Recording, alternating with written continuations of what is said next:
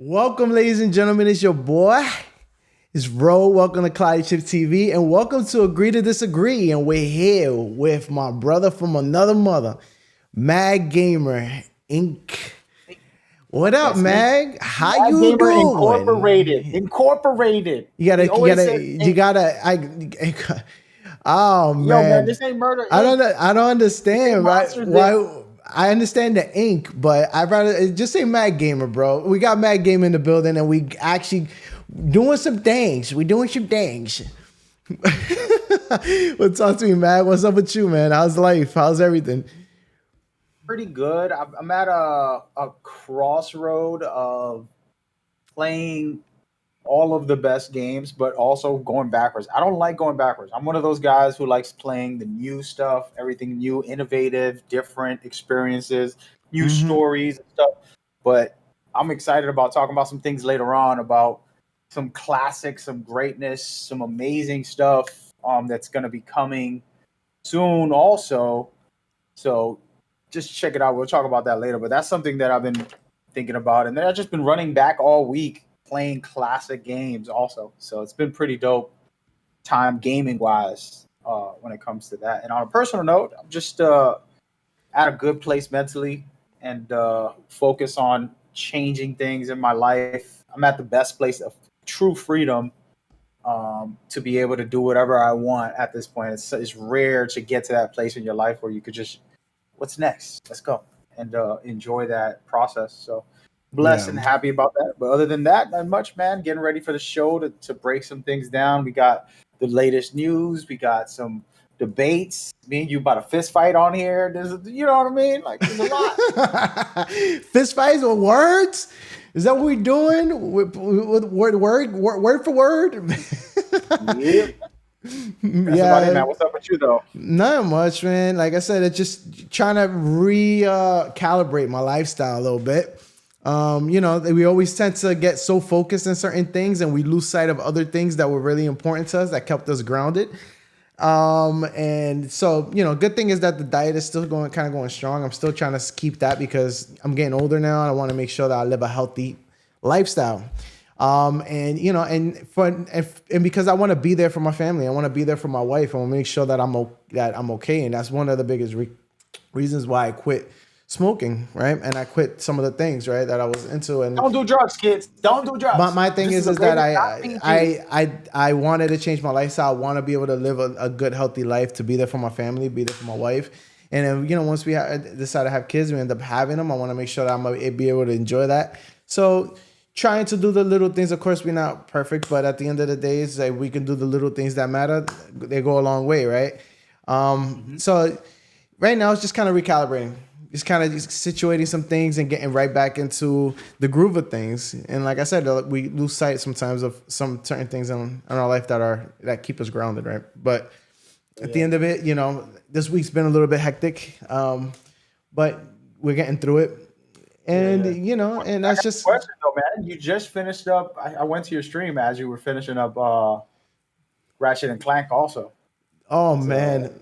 I have we some talk game. about I got some stuff coming out. I'm working on some stuff to kind of bring to you guys.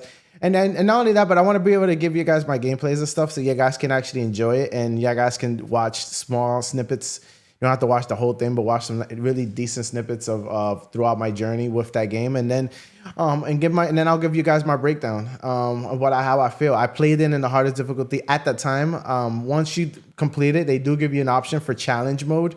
I believe that's a harder mode. I haven't given it a shot yet, but I will. Just to give it a quick take, because I'm really close to platinum the game, and I think one of my trophies is in there in the challenge mode. But but I want to go ahead and give that a shot, and I wanted to play games a little bit more challenging, just because I feel like it brings a different side of animal out of you as a gamer, right? And it makes you more alert. It makes you more aware because you have to sit up. You actually have to pay attention. You have to use your brain.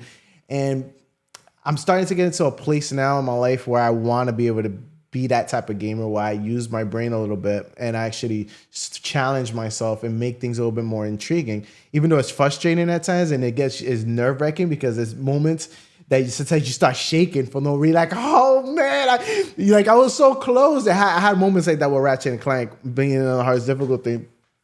where I was like, oh my God, like I was so close to getting that. And I'm like, I gotta do this all over again. Damn, man. But then I go and I do it and I end up realizing like I'm figuring out things as I go. And I'm like, you know what? I'm not gonna aim for these guys. I'm gonna aim for the ones over here because they're the trouble makers. So then I start focusing my energy and all of a sudden it becomes a little bit easier. And I'm like, oh, it wasn't as bad as I thought. Maybe, if I would have just thought about it sooner. But game is awesome, man. Awesome experience. And it's the first Ratchet and Clank game I actually complete 100% like that. A lot of the other ones were really good. The one for the PlayStation 4, I felt it was good, but it didn't have the same spunk like this does. And this game having the cast that it does, from Doctor Nefarious being my favorite, and then you have the Emperor. The Emperor is a little bit more his evil counterpart, but he's a lot stronger and a lot more dominant, and you can tell. But I don't want to give you guys my whole breakdown. But anyways, those two together, man, was amazing. And then you got Ratchet, you got Rivet, you got Kit. Kit storyline was very deep in lore, and so was Rivet's. But having those two elements brings so much depth to the story. Having those cast of characters, and I'm so amazed by it. And I'm like, I really want to see what they do with part 2. Once they get into the second version of this, because Rift Apart, as we all know, it had different dimensions. Now that they solved that, spoilers. Now I'm curious to see how they're gonna get creative with the second part. Is it still gonna be Rift? Are they gonna have to face through dimensions again, or they're gonna try something different? They're gonna go a different route, and I'm curious to see how they're gonna do that. So we just have to wait and see. But awesome game, and it took me a year to kind of get into it and actually get my hands and play it. So it's sad that I had that in my. It's sad that I had that game this whole time and did not even give it a chance to even experience it to its full potential. And now a year later, I have, and it's amazing. No, the games to me, just real quick, I'm not gonna do a 10-minute monologue, but the game is one of the greatest PlayStation 5 games, next gen games in general. There's not a lot of games that I consider next gen yet. I think there's probably a good 20 that are like top tier, if that. And then that one right there is top 5 for the ones that are released. I have to go through a list. Maybe I should make an article about that, like the best next gen games after 2 years of games being out. And you go down a list, and we'll see. I will say, as far as that goes, next gen, you have games that actually upgrade to next gen, so they could do the 4K, they do the thing, they do the haptic feedback, do 60 frames and all that. So like Ghost of Tsushima, Death Stranding, they've done that, and it's enhanced the experience. So I can count there also, but that's separate. But but to give. Ratchet's amazing. But to give you like talking about next gen experiences, and I'm happy you brought that up, because I feel like with all these scalpers scalping these consoles and that being the biggest, craziest thing like us as gamers had to overcome within these last 2 years since the console's been out. I think it's 2.5 now, going almost 3 years. That the console's been out, and having to deal with that. People basically sucking dry the market when it comes to this gaming, and it's still right now it's really hard to get your hands on one, even now. So it's my whole thing is that I'm hoping that we can get to a point where it's become more available, because right now there's a lot of people probably holding on to them in their closets. I saw pictures. I was seeing pictures at one time. Thousands sitting inside a basement, stacked up to the ceiling. And it's like, this is ridiculous, man. But, I guess do you, but it's not, people just have to be better, right? These places that distribute these consoles have to do a better job. And I know a lot of them care about top dollar and care about just selling it, but it's like at the same time, it's like, this dude, you can't. No, you can't. You can't. But talk about that for a second. God of War just released this week also, which I'm going to talk about a little later. But basically, they released the pre-orders Mm-hmm. officially for the collector's editions and all that stuff, and they did the same things. People went and put it out there. You go out there. I don't know what the price is. I don't even want to know. But you go to buy it. I think in general, I think it's $200 for the collector's edition. Yeah. Comes with a bunch of stuff. The hammer, 16-inch replica of the hammer, and a whole bunch of other goodies. But these dudes are selling it for $500, $600, $1,000. Who knows? And that's a part of the issue, but also it's a freedom of like, if I wanted to start a store and I went and bought 100 PlayStation 5s, of course I'm not going to sell them for, $500 extra, but I can do it if I own a store. And I'm like, hey, let me get 100 of those. I can buy them in packs. But what you're talking about is the scamming, kind of just sleazy way to try to come up. Suck the market dry, and it's like it's crazy to me. But like I said, I'm hoping that they'll do better on the next time they launch something. Hopefully, Nintendo, if they see everything that's been happening, they take notice and say, you know what, we're gonna launch it. Because think about it, like people have to create, like you can't buy. They had to do that with the Apple phones at one point. They had to figure out a way to make it. That's why the serial codes and all this stuff started happening. Had to figure out a way to stop that from happening, because people will go into an Apple store and they'll buy 20 iPhones and sell them overseas. And it was getting to a point that it was sucking the market dry, making it very hard for people to do their thing, right? So my thing is that right now with console game, with technology in general, never mind just consoles, people were doing that with graphic cards and stuff like that. Still sucking the market dry. And when it comes to electronics, they try to find, you got people out there scalping all the time. They have, they have to do better with technology and finding a way to like Tough, to man. minimize Why don't you make a way? Why don't you make a way, bro? I don't know Teach way. us. I don't know a way, bro. But I feel bad for parents, right, that are trying to get these for their kids and trying to make someone's Christmas special, right, or make someone's birthday special. I feel them, and that's why it's tough, man. And because you don't want to have to, spend an extra $500 on a console because some jerk selling it for $1,000, and when you could have got it for $500. But at the end of the day, like I think we're slowly getting to a point where this is kind of getting normalized, getting toned down a bit, which is nice. So hopefully we get to the point where you can find them in stores. But right now, I don't think that's the case. Every time I go into a store, they're nowhere to be found, and I'm always looking just because I'm curious. But yeah, no, you can't find them. So my thing is that when it comes to next gen, and this is why I said I'm glad you brought this up, because with next gen consoles being being out for the time that it has, I don't feel we have had that many next gen experiences, right? Ratchet & Clank has been one of the very few next gen experiences. And I'm saying it because of the way they use their haptic feedbacks on their controls.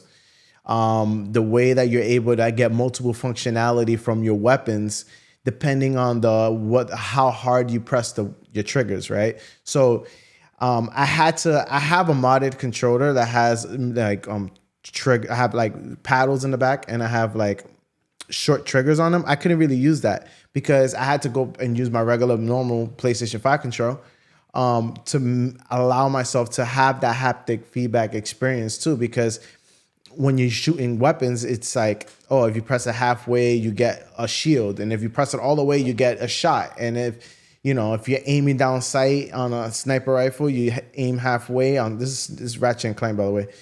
It aims, but if you hold it all the way, you get a slow-mo zoom, right?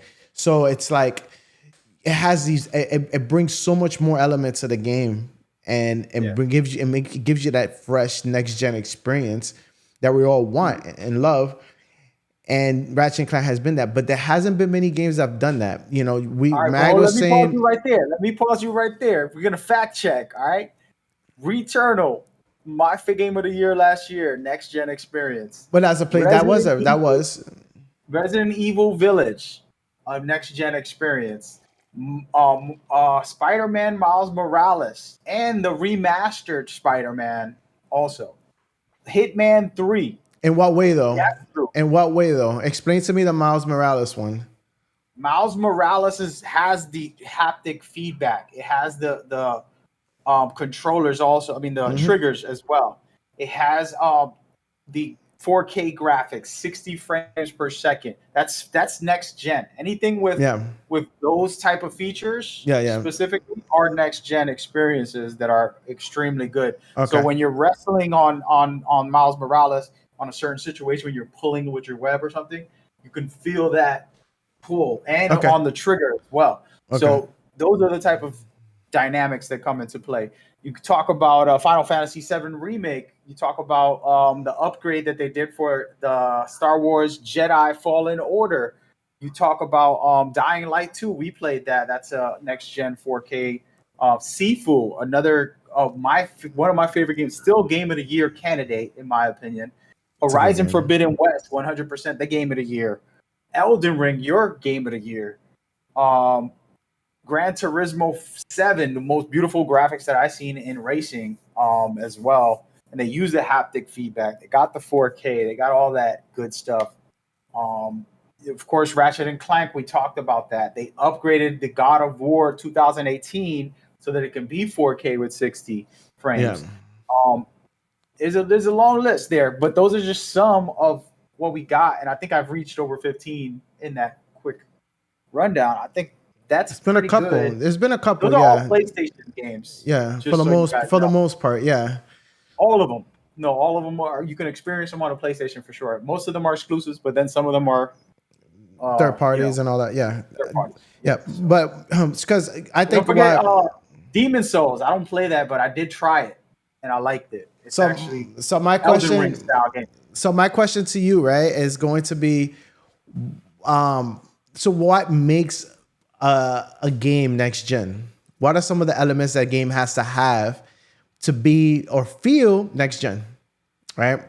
Because that we can debate. Because at the end of the day, when I say next gen experience, I gave you an example, right? My next gen experience for me is never my graphics and loading times.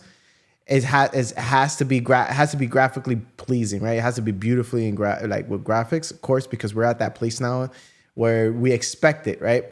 Because of the technology we have, and then on top of it too, we got loading screens. Like last thing I want is to be stuck. I remember playing the Division and I loved the game, but the loading times on that game was excruciating, bro. It was to the point I'm like, damn, like I'm just gonna put my controller on for a second, and and I can go use the restroom and come back, and like there was a lot of games that like had these really big loading times. Then on top of it too, then what's the next one? So loading times is a big one, right, for me. And then it's on top of it too is like a PlayStation, right? PlayStation 5 got their new controller. And the new controller has these beautiful vibrations and haptic feedbacks. It even has sensitivity. So the controller has sensors in it. So you can use it as a sensor as well. You have the smart pad. You have the where the microphone is, you can blow into it. There's certain games that you blow into it, and all of a sudden it's like, you can turn wheels and like all these like little things that the controller can do, right? That a lot of developers don't utilize. But then you get some that actually take the time to allow themselves to do that. And Ratchet and Clank was one of them. Having those double features to have, half trigger pulls and full trigger pulls allowed the game to be more immersive and allowed it to feel more next gen because it utilized never mind graphics, never mind loading screens. There wasn't really any. There wasn't much of any of that. And then on top of all that, you have the haptic feedbacks on the control being properly utilized. So when I sit here and say, you know what, I need what is a true next gen experience, I give Ratchet and Clank all the rewards in the world because they did a really good job with it, and I gave you my reasons, right? So tell me, what do you feel? What makes a next gen experience? What has to fall under to make you feel like, okay, this is a next gen experience, right? I can't hear you, dude. sorry. I said that you talked about a lot of the features that are next gen, where there's the SSD for the speed of loading, Yep. to be able to have 60 frames or higher for whatever game. 4K if you want 4K, or if you want 120 frames per second on the game you're playing. The controllers specifically have a lot of features, but you got to define them for what they are. This is not just what was I saying?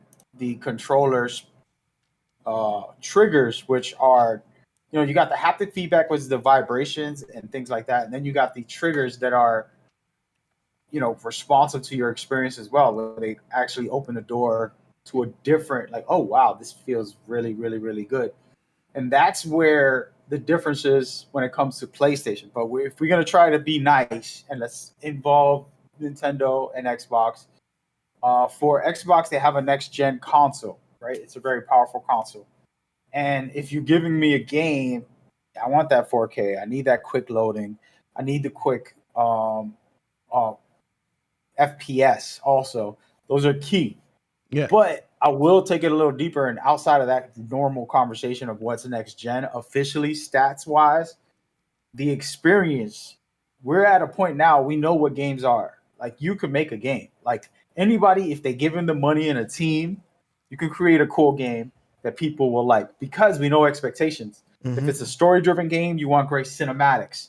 You want the ability to make you want to progress towards something, to find out what's next and how the story's going to unfold and who you have to fight or what you got to solve, so that we can make that. Or we could say, hey, I want a great shooter. Let's kind of take the ideas from all these other shooters and figure out our own.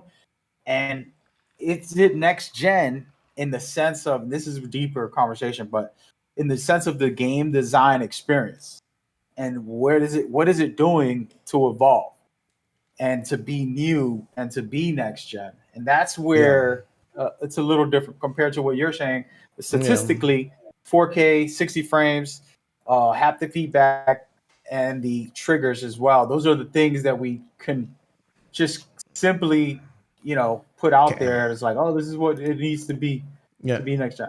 Man, I don't think that's the best way to describe it, but that's how I feel. And like a lot of these games that I was just talking about, Returnal has the immersive experience so different gameplay wise, very fast paced when you're battling, all the insanity coming towards you.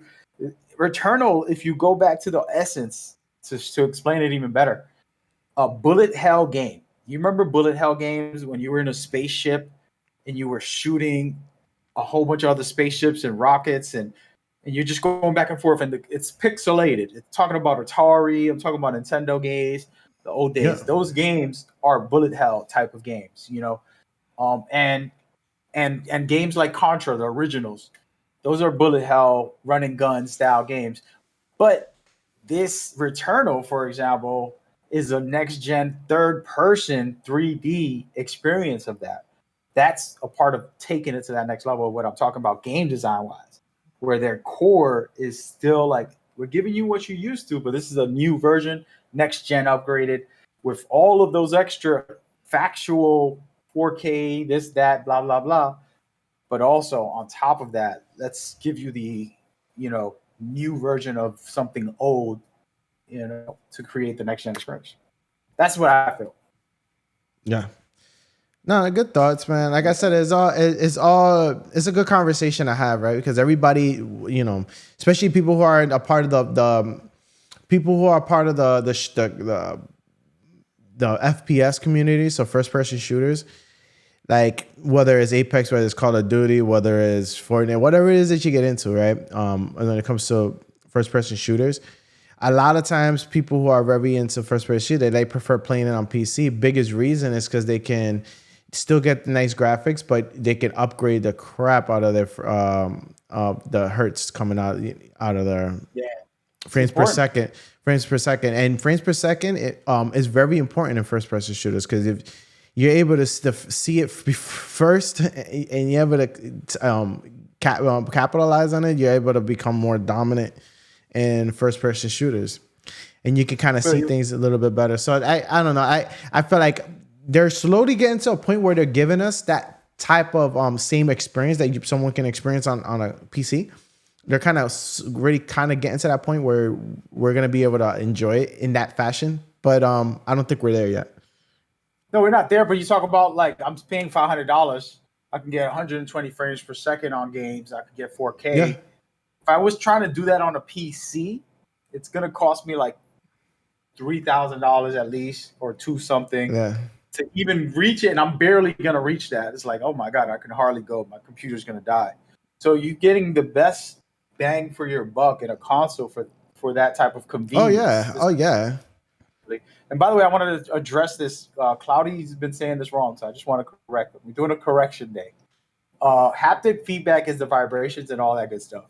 The adaptive triggers are what he was talking about, where for those that haven't played PlayStation at all, the new Dual Sense, adaptive triggers are when you actually hit the button back in the day, all the other controllers that exist today, tap it, and that's it. You don't get any resistance.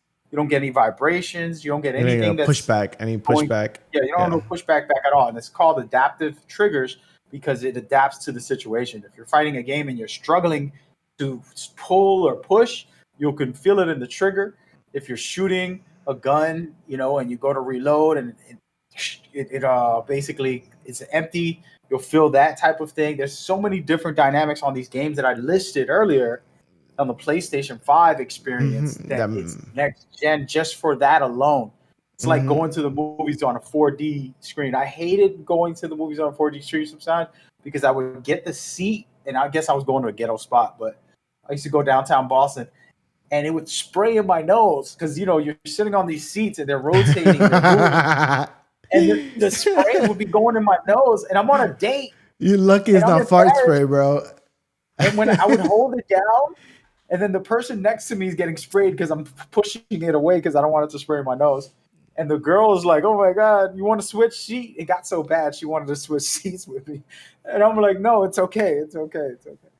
And it was so funny. And it's happened multiple times in that theater. Yeah. I was like, I ain't coming back to this joint for this. I love 4D, but it has to be done right. An example, Cloudy, I think you were with me when we were playing NBA 2K21 or 22 when it first came out for the PlayStation 5. Yeah. The triggers were really badly designed. The first one. Now it's a lot easier. I remember. I took it off. I took it off. Yeah, it ruined the 4K experience. I'm sorry, the next gen experience, because it was like badly designed that you hold the trigger down and it was just a mess. And that happens to some badly designed games. And no offense to 2K, they make a good basketball game. It's the best one out right now, but it's all there is out right now. Yeah, but I wasn't feeling it. Okay, let me be positive here. Right? We talking about what we doing.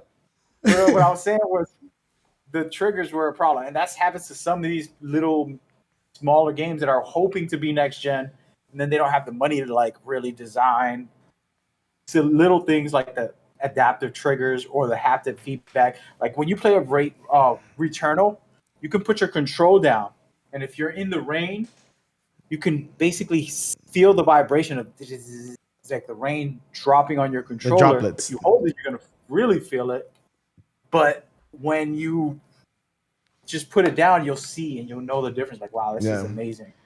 And those are the type of experiences that I think are important. And don't worry, Xbox already said they really like the Dual Sense. They're coming. It's coming.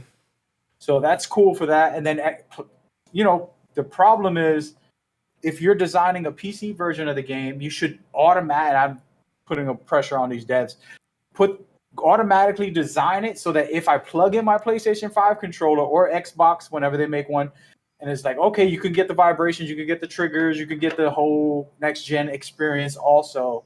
It shouldn't be that they're left out because they're not using, because they don't have the console or whatever. Yeah, that's just my opinion. I would design it that way and be like, all right, well, as long as you have the controller, we'll allow you on PC, because PC is kind of the general public compared to like isolating it. I don't know. That's just a thought. We rambling about this next gen life, but there's a lot of good next gen games if you have a PlayStation 5. Yeah, that's all I can say. No, for sure, for sure. And like I said, and one of the next gen games we're gonna get into is Elden Ring. So let's talk about it a little bit. So Elden Oh, wait, Ring. wait, wait, wait. Let me put my gloves on. All right, go ahead, go ahead.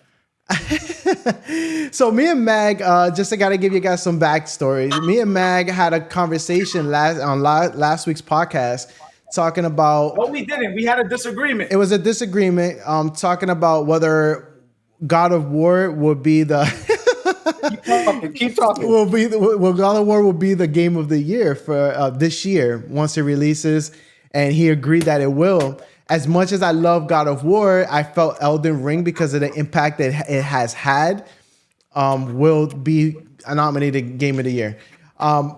We disagreed and a lot, and we both had our solid points. If you want to see No, how you that didn't have went, no points. go ahead and check that rewind this out conversation. on the last Everybody week's podcast, episode I'm 4. interrupting him. Hold on. Everybody listening, you can't see this, but I put on boxing gloves on literally. And I'm throwing swings. I'm tired. I'm exhausted. I need a nap. But the point is, Cloudy Chip and me about to reopen this wound up. I felt disrespected and disconnected last week. So I'm back for vengeance. So no, he was saying, I want him to read just a quick pointers of what you said last week, or you can add on to it. I can tell you. So no, wait. You can add on to it. I gave you a chance last week. You didn't do anything. The only thing that I can remember is that you said, by the way, I'm exhausted from that. Thanks. The only thing that you said was it's very popular and everybody was playing it. And, I got in the atmosphere and I felt really good about it. It was really nice. Those are the only 2 points you made last week. There was no argument or no discussion or good points, in my opinion, other than that. I can tell you, I can tell you a couple. So one of the biggest things is that game came out and it took everyone, and it was unexpected, right? The game was a success, huge success for someone like me that's never. It's expected. That's firm software. So it blew me away. Graphically, the game was amazing. There was a lot of wow, oh my god, like wow moments for me in that game, and the bosses to me were incredible, right? And I say that because the game put me in so many different stages. There was moments I was like, wow, like, and there was moments I was like worrying, like, am I gonna die or am I not gonna die?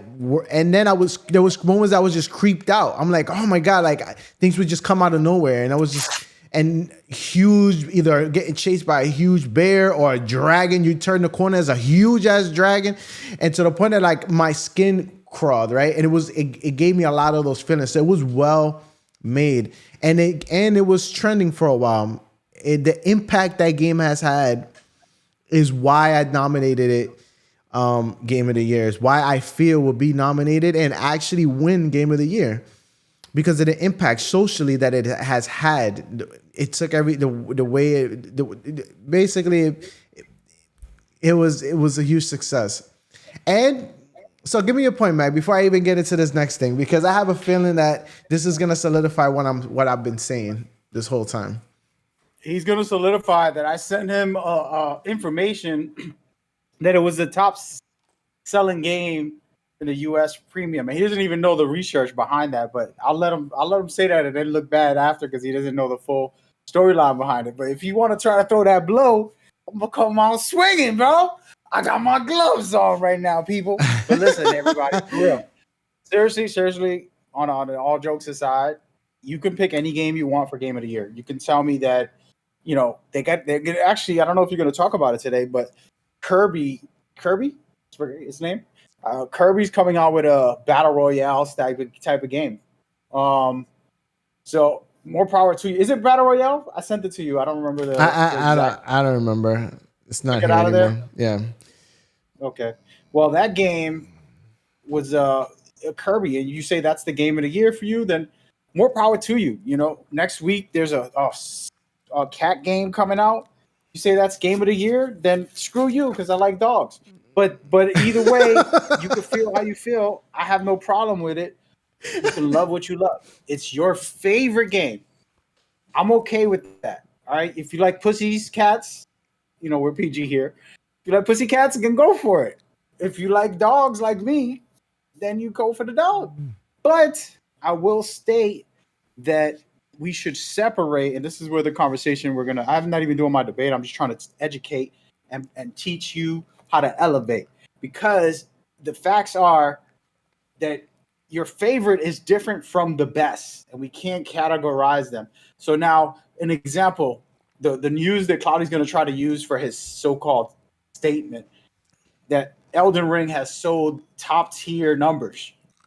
This is factual. I sent him that information, and it is a fully, stated. You can say, oh, it's one of the most popular games of 2022, or it is the most popular. It makes it the most popular. Doesn't make it the best. Same thing with your favorite game being Kirby versus is it the best game in the world?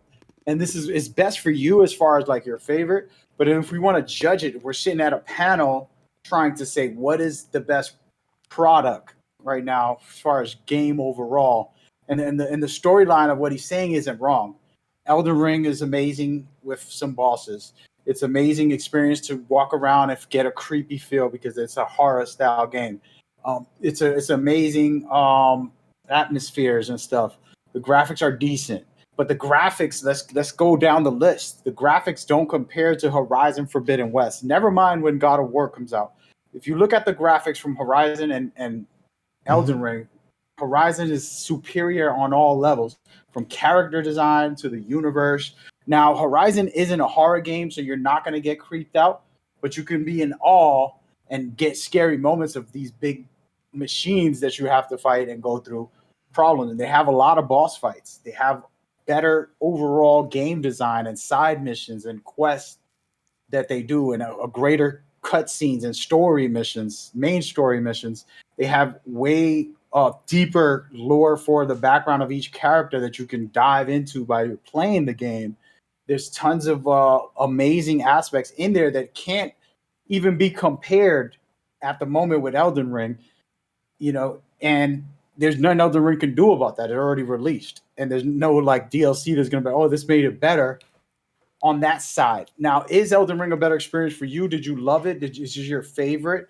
That's a preference, and there's nothing wrong with saying that's your favorite game of the year. There's nothing wrong. The conversation I'm having is best cinematics. Horizon right now. God of War comes out, maybe that'll beat it. Best, overall world design and landscape and all that. Horizon. Best story driven cinematics and quest. Horizon. And you go to Cloudy can't even navigate on what to do in Elden Ring at all. It's very complicated. I don't say complicated, but it's very but the deep. quality of life is bad. And then people try to make it like that's the difficult part of the game. No, that's a poorly designed part of the game. The difficult part is that you get one-shotted by a boss when you walk into the wrong area. You get your ass kicked, and that's fun, and that's funny, actually. I laugh about that stuff. I love that part of the game. But there's a lot to discriminate on that side. But the argument that popularity makes the game the best, that would make Mario Kart the greatest game of all time. You know what I mean? Like, there's not a person that's a gamer that hasn't played and enjoyed some Mario Kart. You throw it on, you put your cousin, your aunt, your grandma. What am I doing? Nobody knows, but they have fun. And I wouldn't want to go with that argument. That's all I gotta say. I'm done. I'm finished. I don't know, man. I just feel like at the end of the day, it's not popularity is one thing, but social impact's another, right? Like I said, I do feel it's gonna be a close call, bro. Like I honestly can go either way. But I think right now, as it stands, it will probably be against Elden Ring and God of War. I think those 2 points are valid, right? Because it can go either way. It's like it's not a clear winner here. Like I can't sit here and say God of War, as much as I love the series, and I said that series, the God of War series, probably my favorite series of all time. I can't sit here and say, they're a clear winner going up against the monster games that have released this shit. We got some really huge titles. This year has been.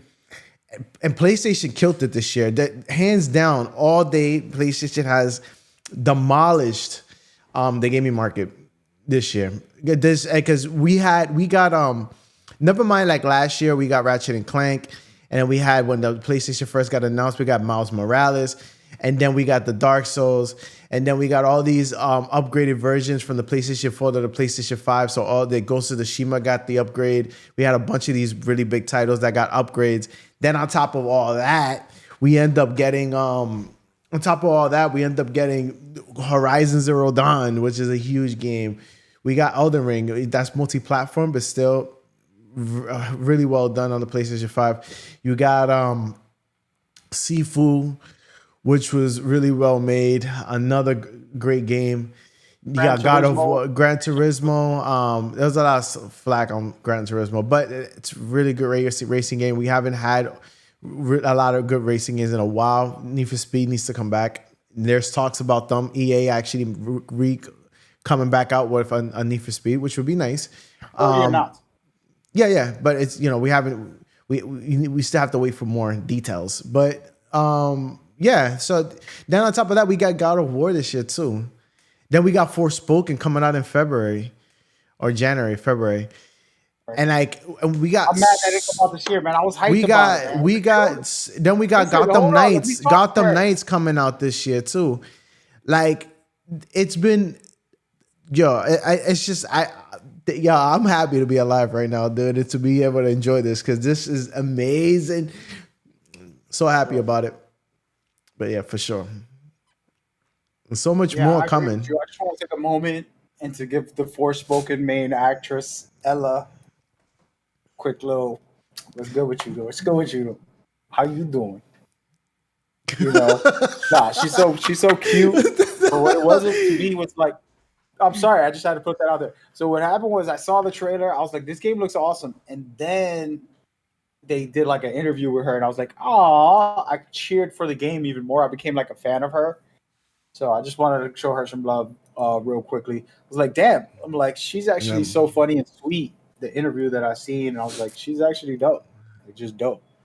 So I'm excited to see this game, and then these people who are gamers that are actors and they are in movies or TV shows, and they're pretty famous, and they're deciding to come into these games and say, hey, look, you know, I want to do this for real. I'm a gamer myself. And then that makes it even more special because now we getting actors, you know, that are being in these movies. And you've seen, for example, Neo, aka Keanu Reeves, coming out in Cyberpunk. And that was a dope ass game, by the way. And he's just, you know, top tier actor who enjoys that. And there's a bunch of them that came out. But back to your point, yes, PlayStation has been killing it, and they continue to kill it. You know, Kia Bridge of Spirits was a game that I could remember that I really liked. There's so many. Resident Evil Village, another good game. PlayStation just does it well. But the thing with me with this future when it comes to gaming, for me, it's all about just having fun, man. Like, you know, me and Cloudy need to game more. He's been busy with doing all the edits to the point where he don't game with me no more. So I got to throw that out there. We need to link up and do some co-op. Shots fired.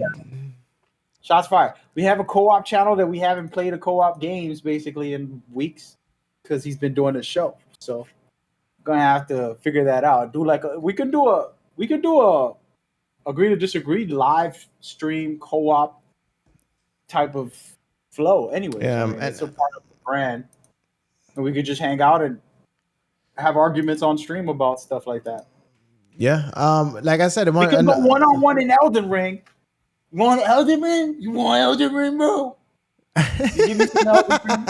We go at it in Elden Ring, one-on-one, duel. This guy said we actually have gone into some Elden Ring. Yeah. We got some videos out there. Yeah, I actually have gone into some Elden Ring, some battles. But like I said, this right now too. I want to see what they're gonna do with like want to see what they're gonna do with like co-op games. I feel like right now, you know, I feel like a lot of people have gone into like online multiplayer like co-op games, but we haven't had like an Army of Two type of style game in a while. I think It Takes Two, and there was another one that It Takes Two Interactive ended up doing. as well. I forget what it was. Me and Mag went through the whole game. It was a really good game, really fun game. But we haven't had so many like experiences like that, and I want to see like if Gotham Knights reignites that somewhat. I feel like Because I feel like that's one of them. because I feel like with Gotham Knights bringing that and doing it in the way they're doing it, I'm hoping that the game does really well, right? Because I'm really excited for it. I don't care how much it does, as long as it's a good game. It can sell one exactly. copy. No, exactly. But what I'm saying is that what I mean by if it does well, because if it does well and people are accepting of the way the multiplayer is being played and the way that that co-op experience is, a lot of big developers will start to evolve some more of that, right? And kind of have games surrounded, like built around that.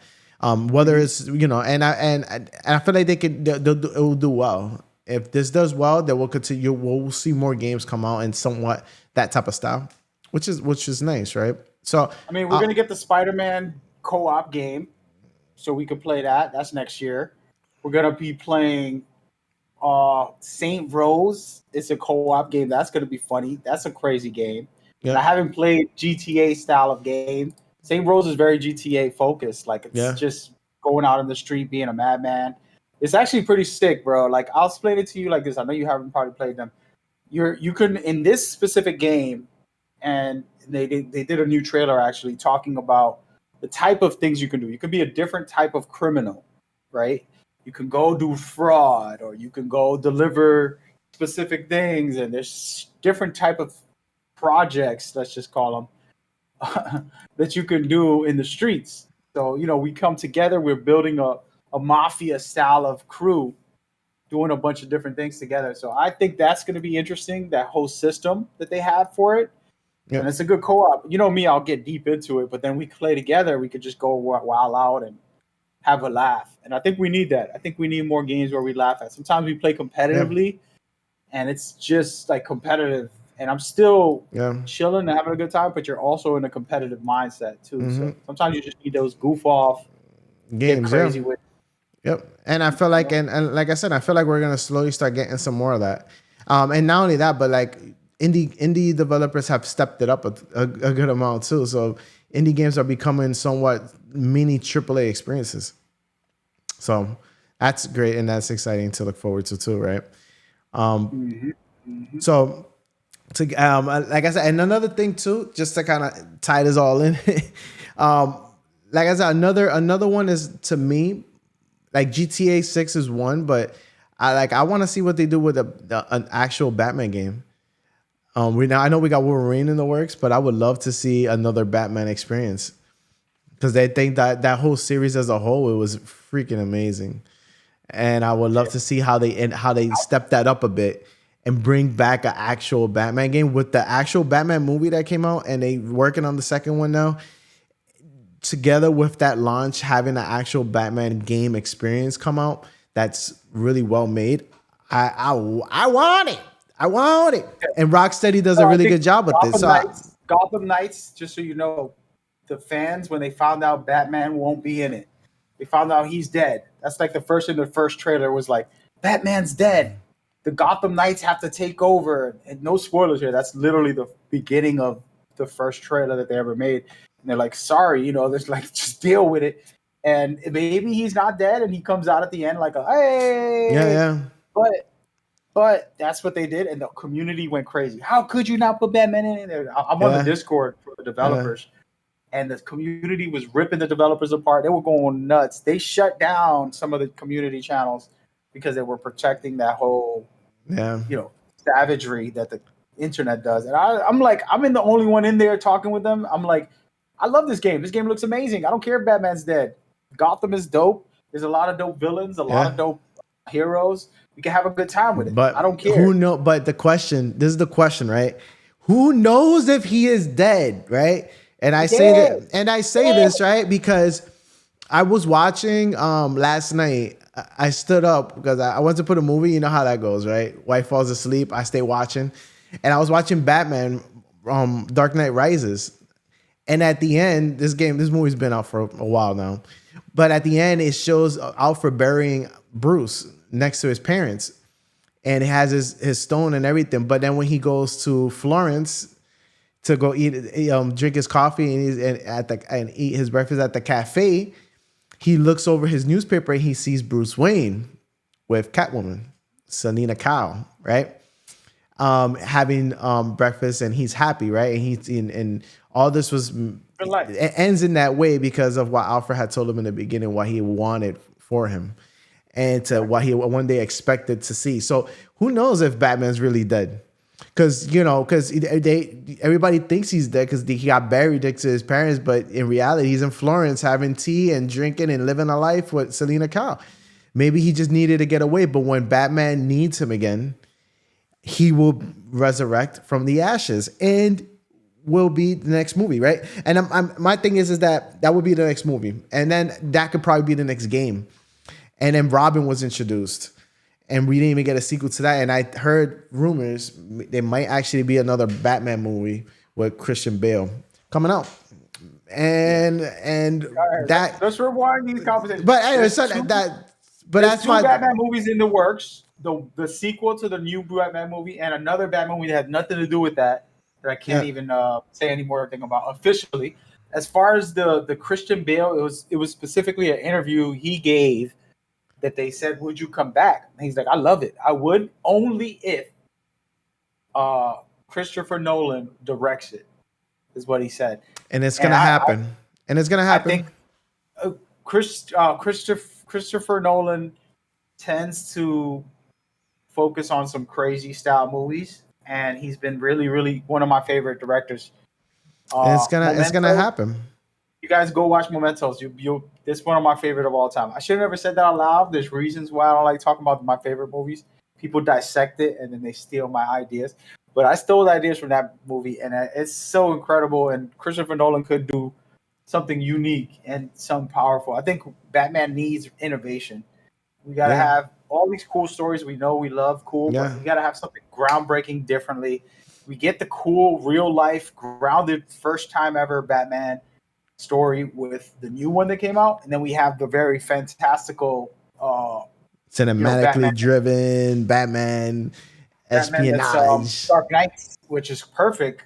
But then now a new version where Christopher Nolan could use his, Inception, his really wild thinking, and we'll see. Never know. It's not a fact or anything. That's not even a rumor. That's just Christopher Bale saying he wants to. He don't mind if. I would love to see it, and like I said, because I'm a huge fan. That's one of my favorite superheroes. Spoiler alert: you guys don't know that about me. One of my favorite superheroes, Batman, always has been for a long time, and it's just because he's just so normal, right? He's just a normal human being. He went through some tragic stuff, and he doesn't have all the superpowers that Superman and all these other people have, but he has brains. Yep. And he got money, and he got technology, and he's using everything to his disposal, and he still becomes one of the biggest, to the point he takes down Superman, who's supposed to be the strongest ever. So, my thing is that, and that just comes to show you don't need to have all the powers and be the strongest in the world. Sometimes having the most brains is what gets you the furthest, And I agree. And it's in a good display of that was Tony Stark's and the Avengers. Yep. And he's he's another one that I'm like, But yeah, so that's my take on that. I just wanted to end it with that just because I felt like I watched the movie last night and I was like, oh my God. And then Bane was I love that actor, bro. He's amazing. Tom Hardy, yeah, he's amazing, bro. I watched every movie he's ever made. He has one of the movies that is my life story and it's scary to watch. I only watched it twice. I literally was sweating the first time I watched it. I'm like, how did they put a lot of my life pieces into one movie? And I was just like, I'm never gonna tell the movie what it is, but it was traumatizing. Actually, I went through emotional craziness because of it. And he's such a good actor. Like, he's been in movies where he's really challenged. He's been in movies where he's like the savage mafia guy. Mm-hmm. He's been in movies where he's, you could go down a long list of how his range is all over the place to be able to perform like that. That's what I love about him. And I'm one of those guys. When I like something, I explore all of it and I try to figure it out. Like, I've seen all of his movies. A lot of other actors and directors. I watch all their stuff. So definitely recommend Tom's Hardy. Hey, I wanted to take over for a second. Yeah, go do your thing. Go over to my personal section. Guys, there's a podcast I used to do. If you guys know my podcast, I'm going to plug myself. Mag Gamer INC. And that's my old days 5 years ago. Play Love was the podcast. And we're going back to that for a second for the show. And I'm going to make it very short. We're going to start off with God of War. This week's news. First of all, you can pre-order the collector's edition, which is sold out in less than 5 minutes. And then you can order the digital one and all that stuff. It's accessible right now. But I wanted to give you the information on what exactly is going on. So if Cloudy can play the trailer while I talk about it, basically God of War Ragnarok on the PlayStation 5, which comes out on November 9th. You're going to play 4K. You can play it on 4K 60 frames per second for the dynamic mode. You can have the haptic feedback, which is the vibration that's specific to feel every little thing. And then you can have the adaptive triggers for when, imagine throwing the axe and bringing it back, all that cool stuff. The loading screen's extremely fast. 3D audio. This game is going to be spectacular. And right now you can go and get that. All right. I'm sharing that because of the love and appreciation for God of War. Now we're going to move forward because Cloudy's taking forever. The second big news was we were talking about earlier about Game of the Year. And the first real Game of the Year award is going to Horizon Forbidden West. And they won Best Game Award at the Boston Conference award show that they have every year. That's a big one, and it's just an example of the conversation of agree to disagree. People are going to go with the more popular game, like Cloudy was saying, for Elden Ring. Other people might go with God of War when it comes out. You know, there's no like wrong answer about what you like. I just always try to stick to like, okay, let's just look at the fundamentals and then go from there. If it's up to me, Metal Gear wins every year, even though it doesn't come out every year, because that's my favorite game. But that's a different conversation. Now we're going to move over to the PlayStation Plus very quickly and talk about what's going on. You're going to watch footage for the PlayStation Plus. PlayStation Plus is crazy, right? The reason I love PlayStation Plus, specifically in my personal opinion, and the footage is going to show the games that are going to be released in July, this week coming up on the 19th specifically. Basically, the PlayStation Plus service is top tier because they don't do the gimmicks. Like, you can play it on PC, and they've done a lot of day one releases, but they don't have to advertise it too much. And the reason for that is like a dude with a platinum chains and a big Rolex and like big earrings, and he's trying to be flashy for the world. You know, a guy who's sure of himself maybe wears a watch and it's not extra flashy. It's just like, that's a dope watch. And that's the mentality I believe PlayStation has with their services. They know they're good. And this service right here for July 19th, you're going to get one of my personal favorites, the Assassin's Creed series. That right there, to me, you know, you're getting a bunch of their games from Unity. It's just one of my favorites of all time. You can co-op. Me and Cloudy, we've been wanting to co-op on that with him. I asked him to download it before. He never did. So then now we can download it this week and maybe play a little bit of Assassin's Creed co-op, see how good we could do. I think we did before. He probably was not that good at that time. Then you got Black Flag. You got Freedom's Cry. You have the Exio collection, which is 4 different games, I believe, in there. You got Final Fantasy, Marvel's Avengers. Cloudy has to try that with me. Saint Rose, we could actually play that together, Cloudy. Try to see how you feel about that. And so much more. Now, I want to take a pause in between of all these games, and we're not going to list them all. If Cloudy can go to the Stray game and show that footage. So here's the facts. This game is a day one release. It's a big title. It's going to come out on other platforms, but it is going to be a day one release on the PlayStation. And the reason why I'm pointing it out personally, I trolled this game. And I said, I want a dog game. Cancel this game. Cancel culture. You know, I did the whole protest on Twitter, just fooling around. because I'm like, they made a whole game for a cat. Where's the dogs at? You know, come on now. I'm a dog person. And, you know, I didn't ignore the game, but I just wasn't paying that much mind. Then I seen all of the games in full, not all of it, but I seen enough of it to say, wow, this is going to have a full experience. This is not just some gimmicky, quick thing. Like they really designed it, little puzzles and certain things you need to do. So many different elements in that Stray game that's gonna be special. And again, that's all coming out on the 19th of July. That's this Tuesday. By the time you're watching this, it's probably going to be out, and you can go and check it out on the PlayStation Plus. Those are all the games that are coming out on PlayStation Plus. That's all the information when it comes to PlayStation. Just wanted to take a moment to talk about that stuff right there. All right, and now for the last two topics that I want to just address for my show, and this isn't PlayStation exactly, but you can play it on the PlayStation. This right here is Metal Gear Solid. Well, Metal Gear, the series, 35th anniversary. And the reason I want to bring this up is, if everybody doesn't know, I am a huge Metal Gear fan. This is my favorite series of all time. And it's turning 35 years old. It just turned 35. Last week, I did a giveaway. We're going to be doing more giveaways, actually, just to plug myself. Doing a giveaway all year long, a bunch of different giveaways, T-shirts, games, whatever, everything, just to celebrate the series. And I'm going to be doing live streams every week about Metal Gear and talking about the series. And just so you guys understand, I'm going to run through what makes this game so great and help you understand. It's the first ever in Guinness Book of World Records, first ever stealth genre. It created the stealth genre.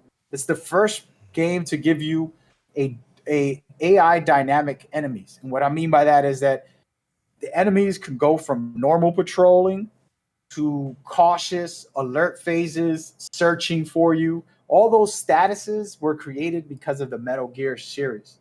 They did things like simple little mechanics, so many that I'm not going to list them all, but basically you can pace. Instead of just old school when you press a button and you go run, you can slow walk, you can speed run, you can do stealth elements like hitting walls, knocking on walls. These things, tons and tons of stuff that it created. The first ever in doing all of the list that I'm saying to you right now. Cinematically, the game who made the movies like cinematics that you know and love right now was all because of Metal Gear. They really, really pioneered it and showcased movie style cinematics. They have dynamic difficulty experiences that you can have. And this series is so powerful because its full design is created through a full experience. So the gameplay is also attached to the themes and messages. So it's an anti-war game. So even the gameplay lets you not kill nobody throughout the whole game. And if you kill somebody, there's consequences for it and different things that happen. And it's a game that really is powerful in that way. It's really meaningful to me. So I'll be spending the rest of the year discussing this game, talking about the series as a whole, and just playing all of the cool games. Yeah, so that's that. Could play that on PlayStation as well. But last but not least, I want to get into the Apex Championships. We just had them. Literally the best esports I've ever watched. And I watched a lot of them. I actually host Apex tournaments, and I'll host other tournaments from other games as well. So if we're going to talk about the Apex really quickly, show you some highlights on the actual championship. Just a couple quick highlights, but I want to just talk about it. So Apex Legends for the past 3 years has been the best FPS in my opinion. If we go back and you say what has been better, you think about other games, Call of Duty, Battlefield, have they competed?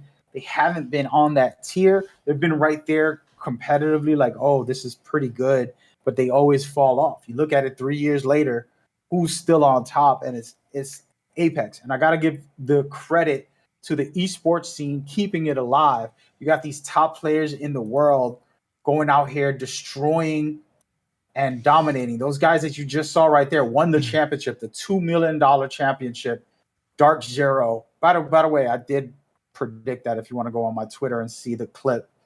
But they end up winning the whole thing. It was an incredible experience to see. It was happening live in a venue with thousands of people watching. in the seats. I wish I was there. I should have been there. I could have been there, but I didn't.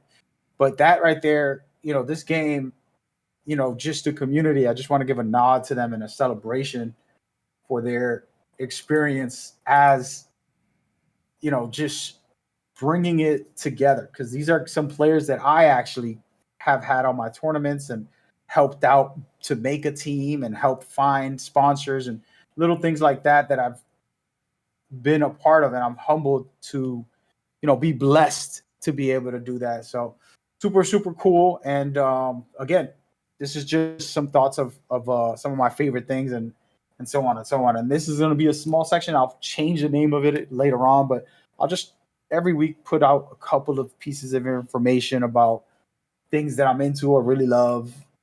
This week we talked about all of that, but yeah, just wanted to break it all the way down. I'm assuming Cloudy's going to do his news section right now. I pretty much gave all of my information that I wanted to break down. But yeah, Cloudy. Not bad, not bad. Not bad. I like. Yeah, so many great things happening, man. And like I said, in gaming, Metal Gear, I love the whole series as a whole. And I would love to see them come back with collector's edition, man. Something that can tie everything back to the new generation, right? And allow us to re-experience those games, those titles. Those are really big titles. And I feel like I just want to re-experience it, right? And then on top of it too, with the Apex tournaments, people get into a lot of these first-person shooters and who are very competitive, and to win $2 million, and you split that among three people. Exactly. Oh. And it's like back then, the pots weren't that big. Now we're talking Call of Duty's doing 2 $5 million pots. You got Apex doing $2 million pots. Like, you got all these esports is becoming a legitimate sport, like an actual sport. And it is. And for these tournaments to be having this type of money out on the line, it makes you think of it. It makes people think about it. Why am I working this job if I'm so good at this game, right? And of course, but you don't want to sacrifice everything for chance, right? But it's at the same time, it's great to see that the support that a lot of these first-person shooter games are having. And how serious the esports community it's grown into a legitimate sport, right? It is a true legitimate sport, man. For sure. Like I said, so many great things happening. And as far as the news right now, big news happening right now. If you guys have not noticed, Multiverse Versus is actually going to be the beta is actually going to be out soon. Beta is actually early access is July 9th. Open beta is actually on July 26th of this month. So go ahead, if you guys have not pre-ordered it, go ahead and get your early access. It's going to be a game by Warner Brothers. It's a battle royale type of fighting game. Has characters from the Looney Tunes, so such as Bugs Bunny. You have Taz, you have Shaggy, you have Scooby Doo, and the list goes on, right? And then you also have stuff superheroes from the DC comics.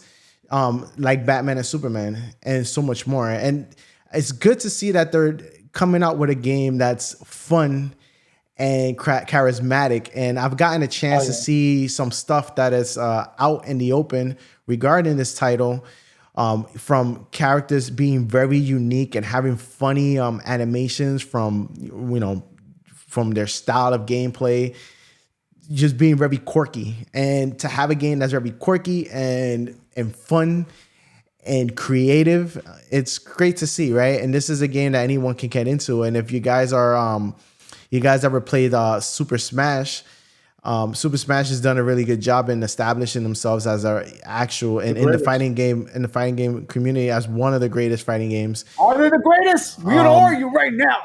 Are they the greatest or not? So they're up there, and they have sold a lot of titles. It is one of the greatest fighting games, yes. But then when we do that, we're putting that up against Street Fighter. We're putting that up against games like the Mortal Kombat series. But Street Fighter in itself, it's like I said, it has a really great community. It's been around for a very long time. But We're gonna have to now talk to about that one see day, bro. now to We're see gonna have to talk the about that. multiverse coming out and having their debut, and to see what they're able to launch with, and the cast of characters is going to have.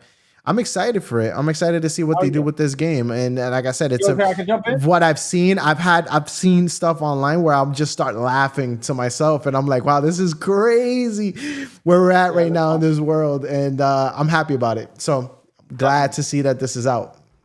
And we're getting Bro, something. Batman, Superman, Harley Quinn, Shaggy, Buzz Bunny, Tasmanian Devil, Tom and Jerry. You know, like the list is long on a lot of these characters that are in this game, bro. Yeah. It's not just a quickie. It's just a real deal packed stacked lineup of stars. Not like regular. This like all time greats in in characters that we've ever seen, and Yeah. we're gonna get all in one game.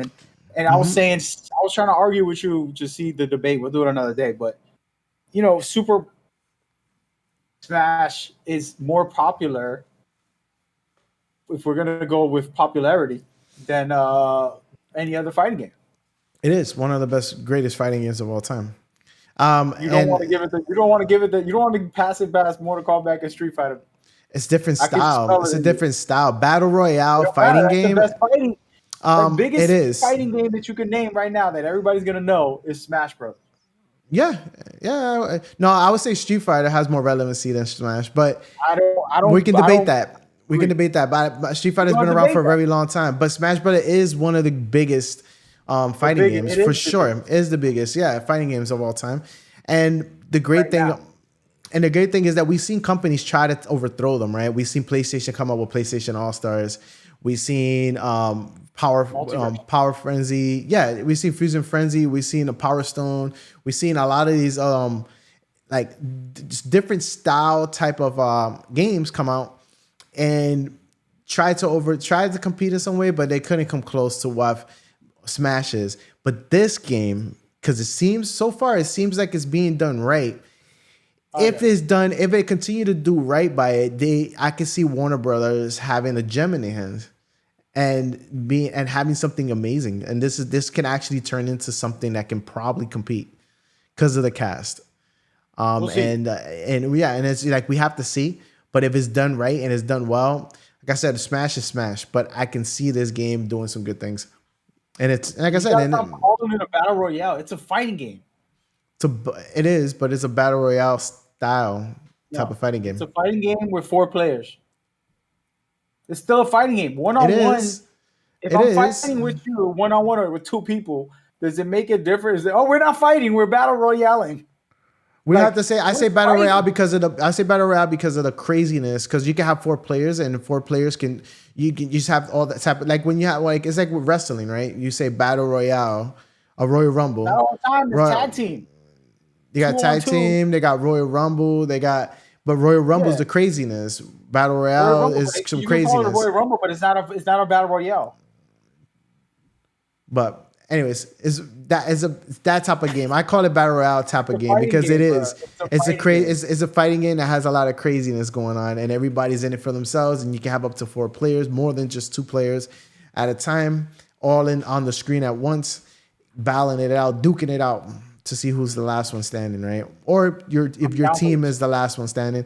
And it's got some good things, man. And I'm really excited for it. I actually want to get. I probably will end up grabbing the early version, and we end up playing it on the 19th because I actually very intrigued. I'm very intrigued. What do you mean? When's what Early is that? access. Early access is for anyone who pre-orders. For my example, anyone who pre-orders the game gets early access on July 19th, and then the open beta to the public is going to be on July 26th of 2022. You can't wait a week. So that everybody can go ahead and get their hands on it. They can play and experience the game. And then you guys can, we'll give our thoughts on it, and then we can all discuss, right? If you guys have questions, you guys feel free to tweet me or DM me. We can discuss it. And then, so that's my take on it, man. Like I said, I don't know when the release is. I don't even think they have a release date for this 26. game.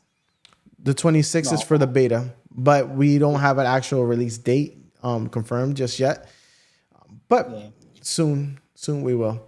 And so next game is going to be Lord of the Rings. Lord of the Rings Gollum is actually coming out with a game that's a stealth action adventure game that allows you to use, it's mostly stealth and parkour, where you traverse the world of Middle Earth, where most of the powerful beings of Middle Earth is want you dead. You're not loved. Let's just put it like that. And you're kind of trying to find your way and sneak your way around Middle Earth. I don't know how they're going to be putting this game out as far as like what your mission is going to be. But for what I know, you're sleek. You're like a very sneaky Gollum who's just trying to find his way around the world without being seen and revealing secrets. So I can see this game being a lot of fun. It's going to be very stealthy, very parkour. And I feel like nowadays in today's generation, they've done a really good job with introducing parkour and stealth. And I can see this game doing some great things, man. It looks very interesting for sure. Because typically you get games that are very action driven, but it looks like it's very stealth and parkour driven. It's what the focus is. So I'm very curious to see how this game unfolds and I feel like it's going to be mostly surrounded by story. And this game is expected to release September 1st of 2022. So not that long. We got probably about a month and a half left before you guys can get your hands on it and actually get to try it and give your take on it. And not too long after that, we're going to be getting The Last of Us Part 1, which I believe is on the 2nd. So we got some big hitters, man. We got some big hitters coming. September's definitely looking good. But yeah, I'm excited about and Gollum is one of the biggest characters in the Lord of the Rings. He's like one of the most loved. So they have a game surrounding his story. I'm curious to see what they do with it. And Precious, the Precious. I want to see. I want to see what they do with Precious, but yeah, it looks exciting for sure. What do you think about it, Mag? What's your take on the game? I don't. The Last of Us is coming out. I don't care about anything by that time. Have you ever watched Lord of the Rings? I have watched 2 of them, but yeah. I on and off was playing a video game because I got distracted. Yeah, it's long. I watched it a while back with my brother. My brother loved it. My brother loved this. He watched all of them. So he loves this lore of the Lord of the Rings. And I watched a good amount too. So it's like I got somewhat. He could play it while I played The Last of Us Part 1. Yeah, The Last of Us is definitely gonna be great. Gonna be great. It'll be precious. Extra precious. Yo, let me take this next game, guys. So if you guys don't know, I'm a battle royale expertise. I tend to study these games. I play every single one that comes out. I'm actually interested in this one. It gets annoying because there's always a new one every week and they suck half the time. But this one that's coming out, it's a real battle royale. It's not a CloudyChip fake battle royale that's fighting me. It's an actual battle royale that is called Rumbleverse, and it's basically no guns, which I thought is cool. It's all wrestling themed battle royale setup. And to me, what's fun about this one is that, if you're a wrestling fan, you can have some fun. If you're like a beat 'em up style player who likes those type of games, you can have fun. You don't got to be an expert shooter and perfect aim, and you got to trick shot and do all this crazy stuff. This is an actual free to play battle royale with 40 players in a lobby, and then you're going to be caught up in the mix against each other, slamming and jamming and bamming out. It's pretty wild and crazy, the setup. What I like about it is they are doing a battle pass. That means that they're thinking about the future, and if people love the game, they can buy the battle pass and support the cause and things like that. It's going to be really, really nice on that side as far as it's showing that it has potential of like wanting to be sustained and stay around and really have something special. So I got to give them credit for that.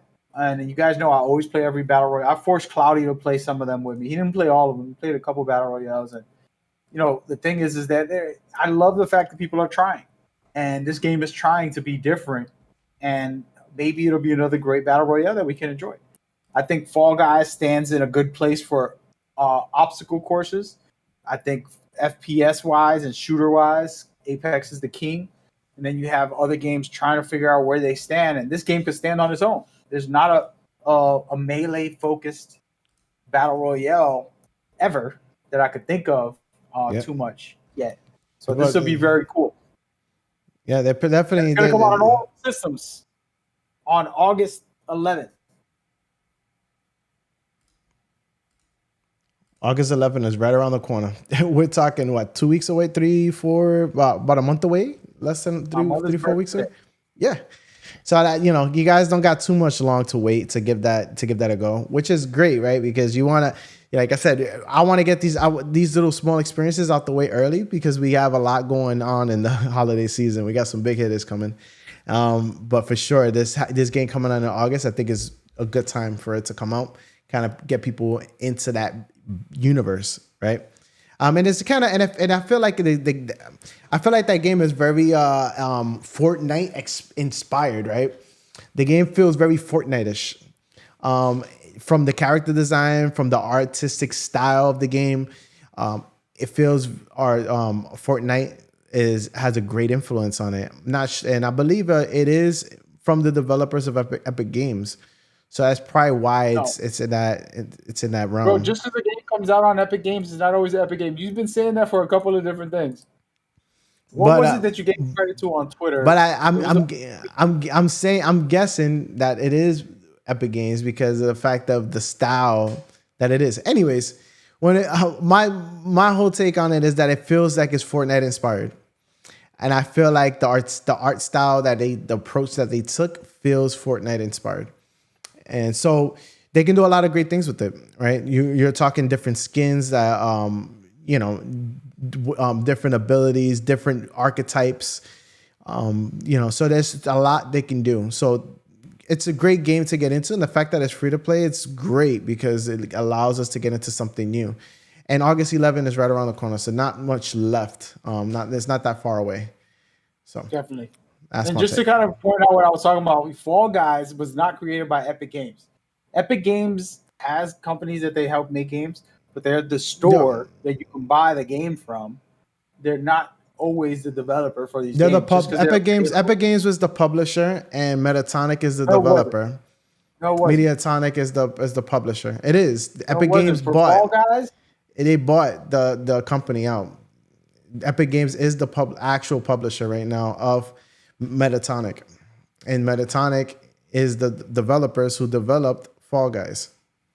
The original publisher of Fall Guys was original. Dissolver Digital. They're not. Epic Games bought them out later. Yes, but the original publishers were But the game going free to play, and them hitting their 50 million. Yes, it was Epic Games. Okay, so we can kill that debate. All right, so I got you. Come on, bro. Come on. I do my research, man. I know my stuff. I get it. and talking about research, another big thing that has happened is that right now, unexpectedly, Teenage Mutant Ninja Turtles Shredder's Revenge hit 1 million units sold in its opening week, which is great to see. A game that has, they revamped it in some way, made it next gen friendly somewhat, and then ended up putting this nice polish of fresh paint on this game and reintroducing it. Did very well for it because right now we're looking at 1 million units sold, and it shows so much more possibility for the games, for more Ninja Turtle games in the future, right? And this game it's something that was launched back in the Super Nintendo era. And for them to take that and make it what it is now, and for it to sell 1 million units, it just comes to show how much possibilities it's out there for these type of games. Because of my review, I put a review out before the game released, and then it made everybody buy it. That's all that happened. Oh yeah. So Oh yeah. But it's I you think it know, has to do with the artistic style approach because even though computer. even though the graphics I won't say is like top tier graphics, right? But it's top tier in the sense that it wanted to keep that retro feel, right? They didn't want to polish it too much. It wanted to kind of keep a retro feel to it. And I feel like they accomplished that because it functioned very well, but it still kept that artistic feel. And they also have an arcade mode where it makes it feel like you're actually playing in the arcades. Like it actually has an arcade mode. So Sure. it's it was real. It was well made. And me and Mag had a really good time with it. Hell yeah. We had a blast I with it. actually have a no commentary video of us playing the whole game, beating the whole thing. I played the first like couple minutes, and then Cloudy came in and joined in, and Yeah, it was yeah. just a co-op experience. We didn't have to go through Elden Ring bad designs, right, Cloudy? Oh yeah, yeah. No, we got traumatized with the Elden Ring multiplayer design, but and Never, I feel like it was all of us that were kind of in that realm too. It wasn't just It wasn't just us just saying talking and talk, right? From So Software has a problem with life quality of life features, but they're still one of the greatest of all time. Sekiro was one of the greatest, their greatest game they ever made, without a doubt. So, yep. And then but yeah, talk another. about the Ninja Turtles. You were talking about. Want to kind of bring up that other side of it, which is Cowabunga Collection. Now, I don't have a date for this release. Cloudy, if you want to tell me when it's coming out, it doesn't have a date actually. No, there isn't a From what date. I know, it doesn't have a date still, but it's going to come out next year officially, and I'm excited for it because I think it's great. Actually, it's planned for this year, which is weird because they should have announced it by now. But I guess the developers are trying to figure out what is going on. It's supposed to Oh release well. this year. Oh, when to put it out because there's so much competition in the holiday season. They got probably trying to find that nice window. That nice window is right now in August, so that we could play and then let Yeah, us play Last of Us and then I God of agree. War, and then relax for December to that's how I feel. Or maybe just throw it out in December after all the games drop and you just like holidays. Hey, here you go. Because what the thing is, this game is giving us all the classics, every single Ninja Turtle game, basically. And I would actually want to play this with Cloudy for a little bit and probably Yeah. get my sister and like a couple of family members because I did grow up with this game and this was a part of my childhood. And I used to be a fighter in real life too, so I would go watch the Ninja Turtles and then go to school and kick somebody's ass. That was it. I'm blaming the turtles for this. No, I was just Yeah. playing. But basically, the Ninja Turtles are one of those things that if you grew up with it, you could feel this. And this is going to have every edition basically that was made by Konami. They're the Hmm. originators of a lot of cool games. And this is one of the series that they basically brought to the world and they're bringing it back more better than ever, in my opinion, when it comes to at least a full collection. We deserve this. We deserve this with a lot of series, right? Just like buy one package and get everything the whole series. Like Assassin's Creed right now, it's going to be coming out for the PlayStation Plus. A lot of all their games, and you can go back and enjoy all of it in one shot. Yeah. Pretty Yeah. cool. Yep, exactly. And like I said, and a lot of these arcade games, like they're. I grew up with these too. Like I remember playing a lot of these Ninja Turtle games, and especially Turtles in Time. Like that's the reason why I was like, oh man, I remember all this. Me and my brother getting into this game, right? And we just had a blast with it. So now bringing it back out and reintroducing, because I know a lot of parents probably want to sit there and reintroduce their kids to some of their childhood and some of the stuff they got into. But I feel like it still holds up in today's world, especially if they were to revamp it the way they did with Shredders in Time, right? I felt like that was it was nice. I liked it, and then they did that somewhat for Streets of Rage too. Streets of Rage had came out one time and they revamped that. So we had remade it and made it fresh and it was fun to play. So it's good to see that, and I feel like they should together with all these AAA games happening right now, it would be nice to have a little bit of that. But like I said, I still stand on my point. Konami needs to make a actual Ninja Turtle game, like a Bro, AAA experience.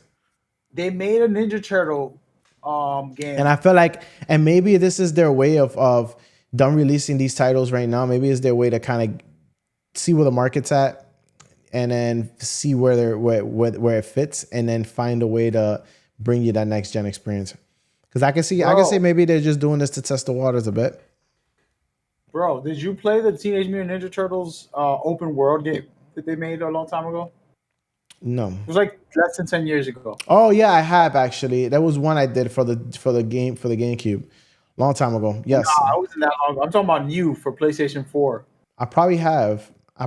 Don't mark my words, but I sworn I probably did because it sounds familiar. Bro, they got the Game Boy ones in that collection. Yeah. I never played those. So just to give you an insight of like what the collection is going to have, is going to have 13 games. Everything from the Ninja Turtles that came out in arcade. So you're going to get the arcade versions of the Ninja Turtles, and that includes Ninja Turtles and Ninja Turtles Turtles in Time.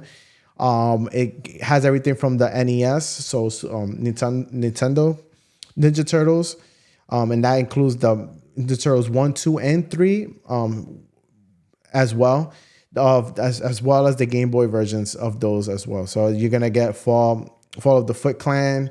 You're gonna get Ninja Turtles 2 Back from the Sewers on the Game Boy, and you're also gonna get Radical Rescue as well from the Game Boy. But then you're gonna get the newer versions of a lot of those, which I think were my favorites. You're gonna end up getting the Sega Genesis versions of some of those, and one that I'm excited for, that I feel like is gonna sell this collection to some degree, is going to be the fighting game version. I remember playing the fighting game version on the Genesis a good amount, and I owned it. It was the Teenage Mutant Ninja Turtles Tournament Fighters, and that game was awesome. I had a good time with it, and they had it wasn't just Ninja Turtles. They had Ninja Turtles. They had April. You was able to fight with April. You was able to fight with Shredder, I believe, if I'm not mistaken. It wasn't. They had a variety of cast of fighters that you can choose from, and you were able to go head to head. We could fight. Me and you, fist fight. Yeah. I'm down. I felt like they did a good job with it. By the way, I will be doing giveaways of this game. Me and Konami are always in communication, so I'm pretty sure I'll have codes for that, and I'll gladly do it on this stream. When they announce it, we'll sign up a giveaway, and then we'll do it specifically announcing it on the stream, and then doing the giveaway for the viewers that are active, watching us live on CloudyChiptv. So make sure you take a moment, follow, like, subscribe, all that stuff, and then come back when you see that the game is announced. I will start announcing the giveaways and going from there when the time comes. Right now, I can't confirm anything, but I can pretty much give you that fair warning in the future. And by the way, Cloudy, Teenage Mutant Ninja Turtles Mutants of Manhattan was an open world Ninja Turtles game. That's the one I was talking about. They made it recently. I might have played it, bro. Like I said, I played so many of them. Because you're saying you want an open world game. You say you want a new Ninja Turtles game, but you never played that one. Listen, I follow, but I want my AAA experience. That's a AAA game. Look at it. I'm watching the footage as I speak, and you're literally running around the world. You're parachuting, like when you glide, with your little turtle parachute. It's like a turtle shell parachute. It's pretty sick. They got all types of crazy stuff. This game looks fun. Even though I didn't play it, I did see it a long time ago. You can like skate through the tops of the roofs, like glide. Not glide, grind, stuff like that. Yeah, pretty cool, man. It's more than one player too, so if you really want, that's the fighting game right there. Let me pause this so you guys can see this. Let's see, where is it? So you talking about the fighting game? That's what you're worried about. I'm talking about an open world. Look at this. Bang. Look at the graphics on that.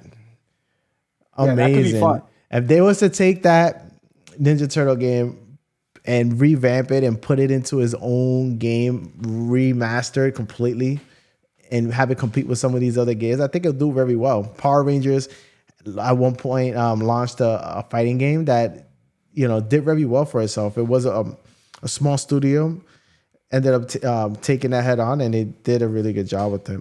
So Power Rangers came out with their own fighting game recently. It's probably, I believe, last year.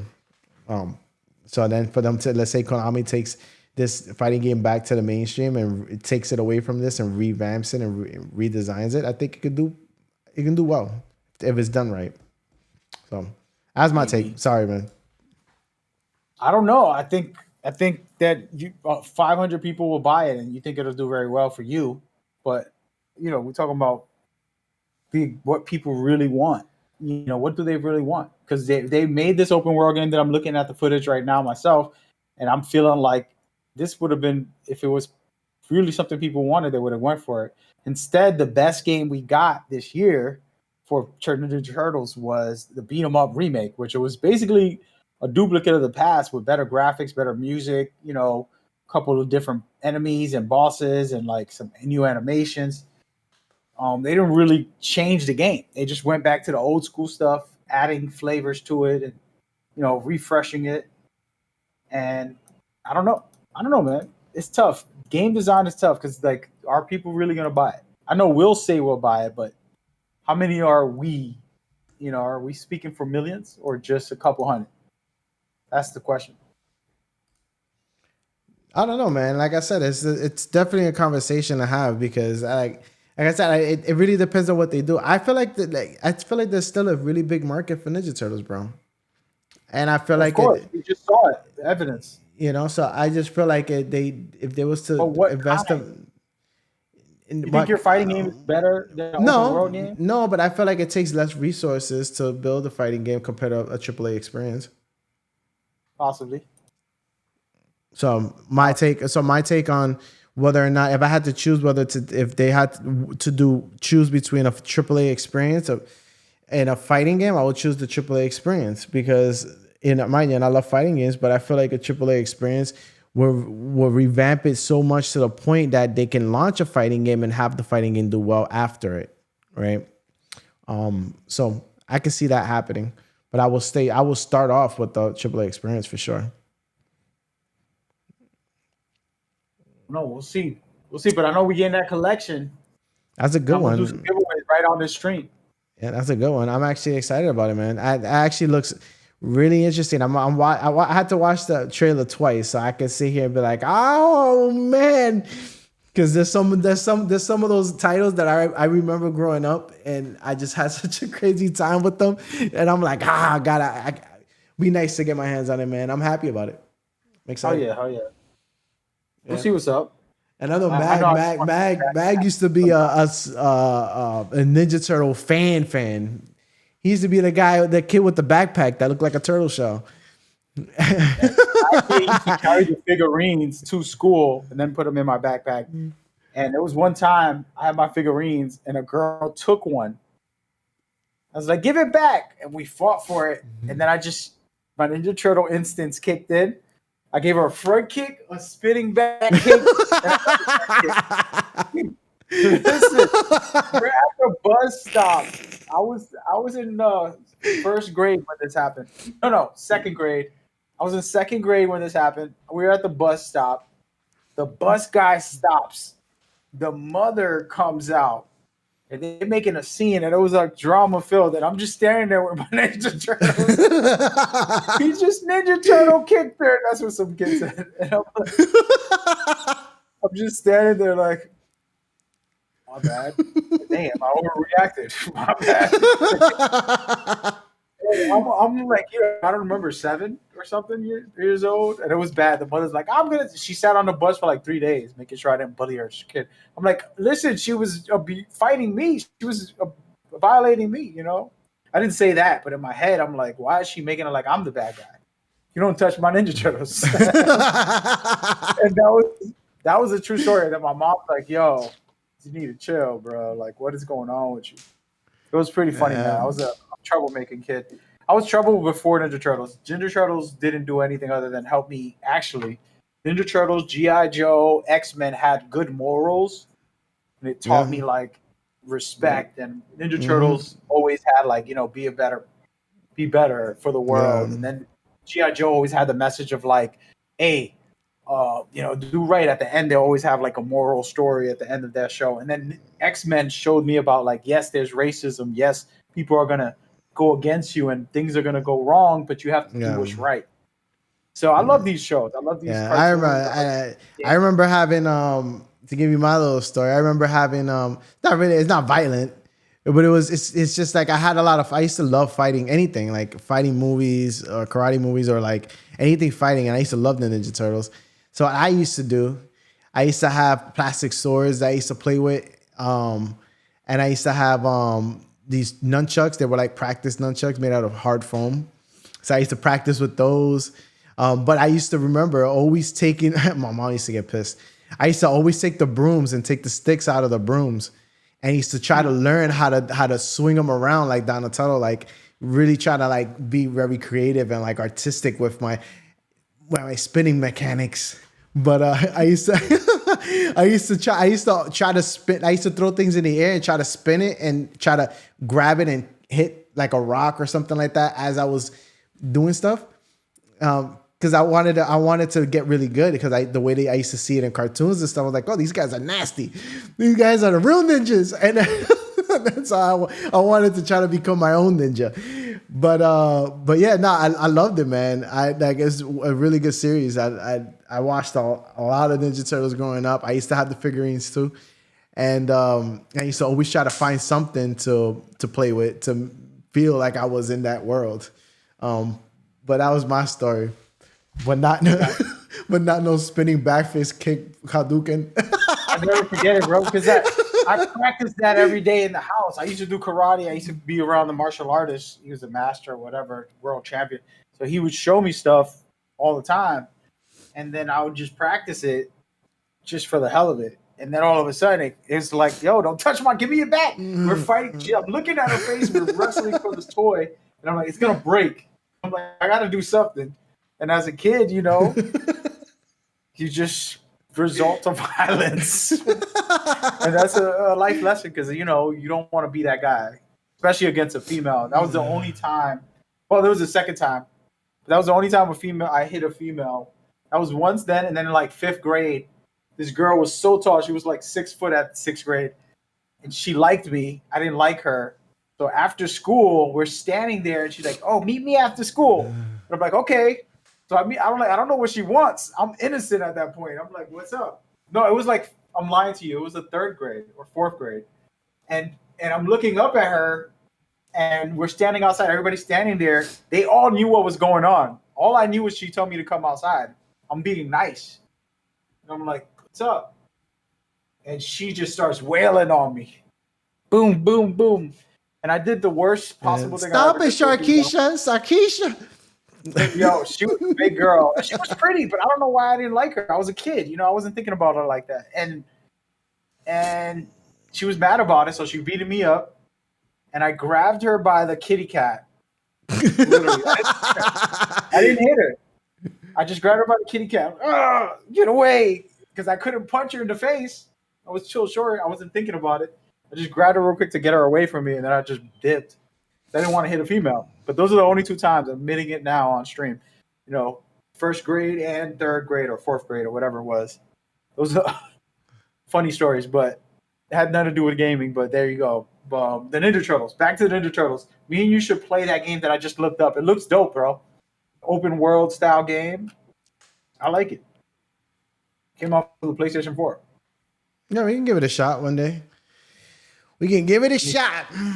I still have to play that. I still have to try out Death Stranding one of these days and schedule it so I can actually see if I really am gonna be into it, man. I'll give it a shot. I don't think you want to go down that wormhole today. Oh damn! But I'm not gonna go down that wormhole today. But I'm gonna say it. No, you brought it up. The reason you're bringing up Death Stranding, ladies and gentlemen, I've never looked in my cousin's eyes with the disgusting feel that I felt the day that he was on the same table. That's the crazy part. It's like I'm sitting across from him on a table and I'm looking him dead in the eyes, less than 4 feet away, 3 feet away. and he tells me Death Stranding is trash, terrible. And he kept on saying a bunch of stuff. I'm still like, that's not No, him. they had listen. Not him. Kojima It's had a not him. contract with UPS, and UPS made a game, and they had a baby, and then the baby was what's in the game. The baby delivers packages. No, but I have to give it a shot. I have to give it a fair shake, man. I don't think I gave that game that fair That was shake. disrespectful. So I'll give it a fair shake, and then see how my opinion, if I still feel the same. But we'll see. First of all, it was disrespectful what you said.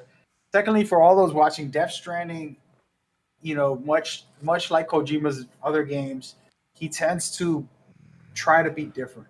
And when he presented the first 2 trailers, he made sure there was no guns, there was no shooting, there was nothing that you could see violent in the game on purpose, because he wanted to showcase gameplay, the landscape, different things like that didn't have to do with the way normal trailers that we all expect is explosions and gunfire and violence on every trailer.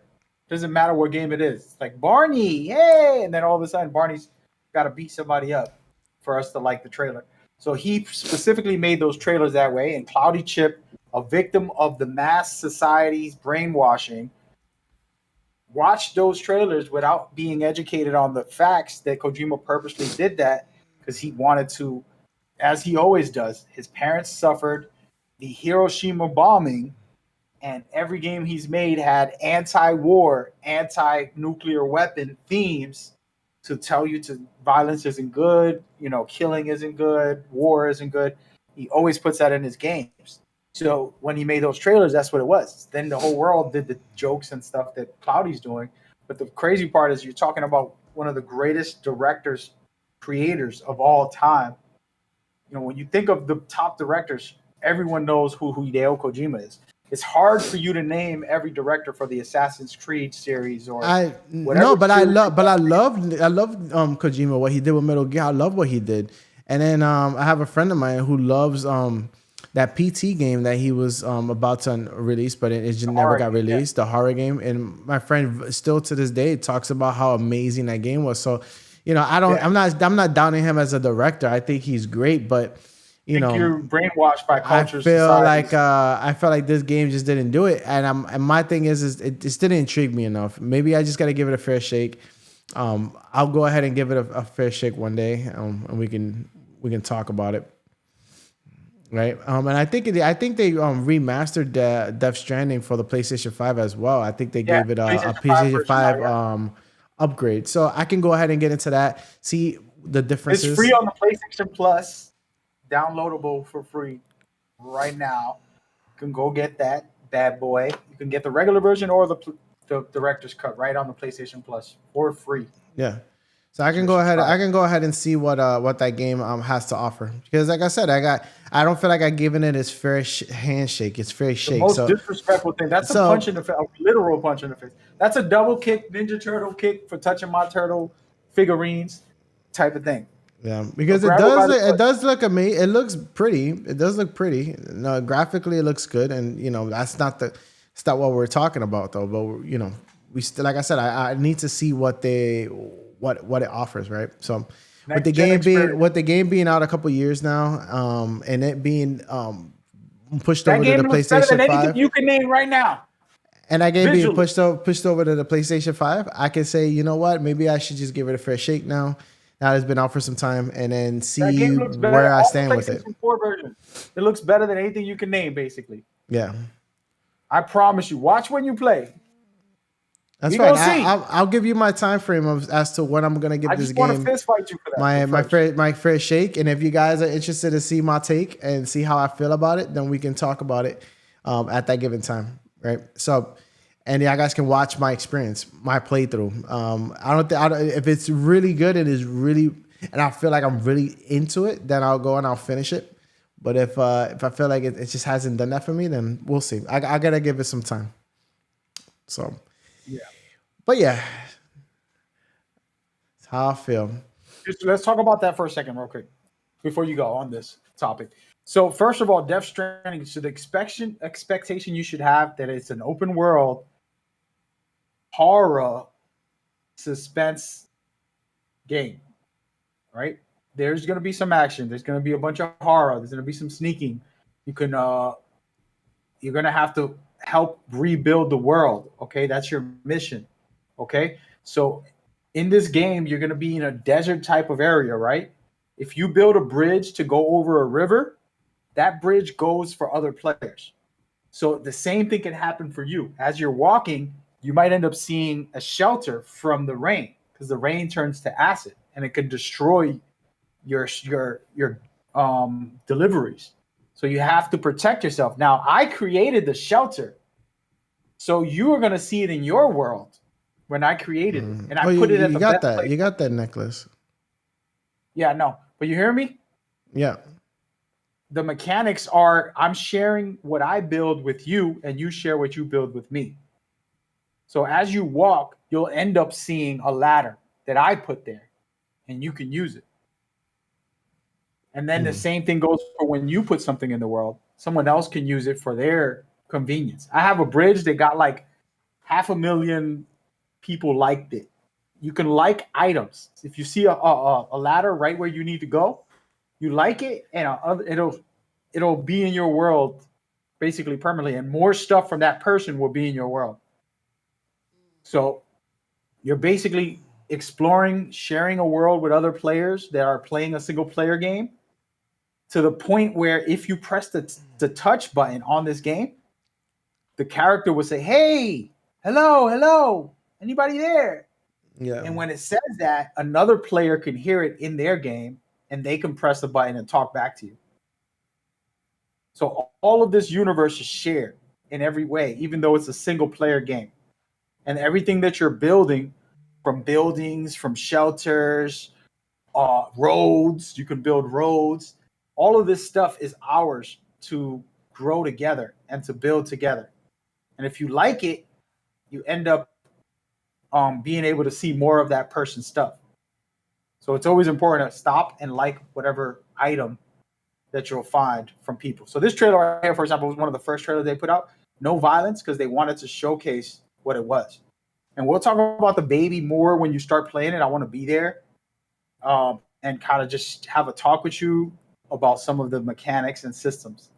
This baby right here, spoiler alert, I'm going to give up the first 2 hours of the game for a second. This baby right here, you're in a supernatural, devastated world that got destroyed. People can't go out because they're scared of these creatures. They're scared of the environment killing them. The rain is acidy. It'll destroy you. It'll burn your skin to death. So nobody goes out. So this man's a delivery guy. He's brave enough to be a hero, to go out and help. Put another trailer on if you can, or the same one.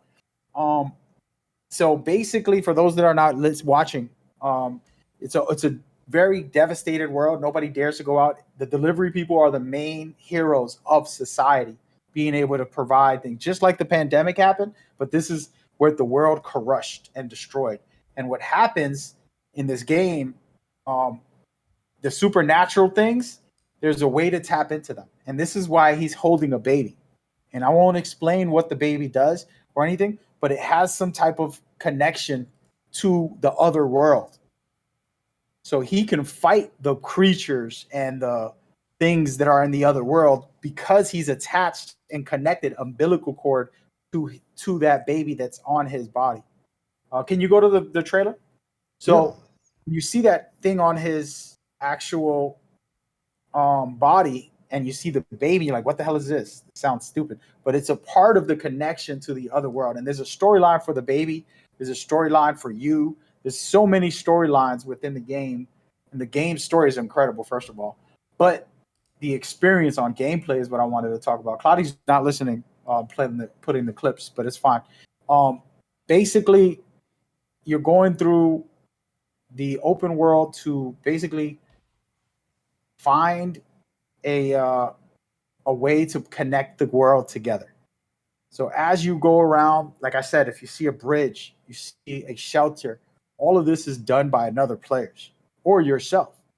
and we share it together. And it's really, really harsh environments to get through. And that's one of the most amazing parts.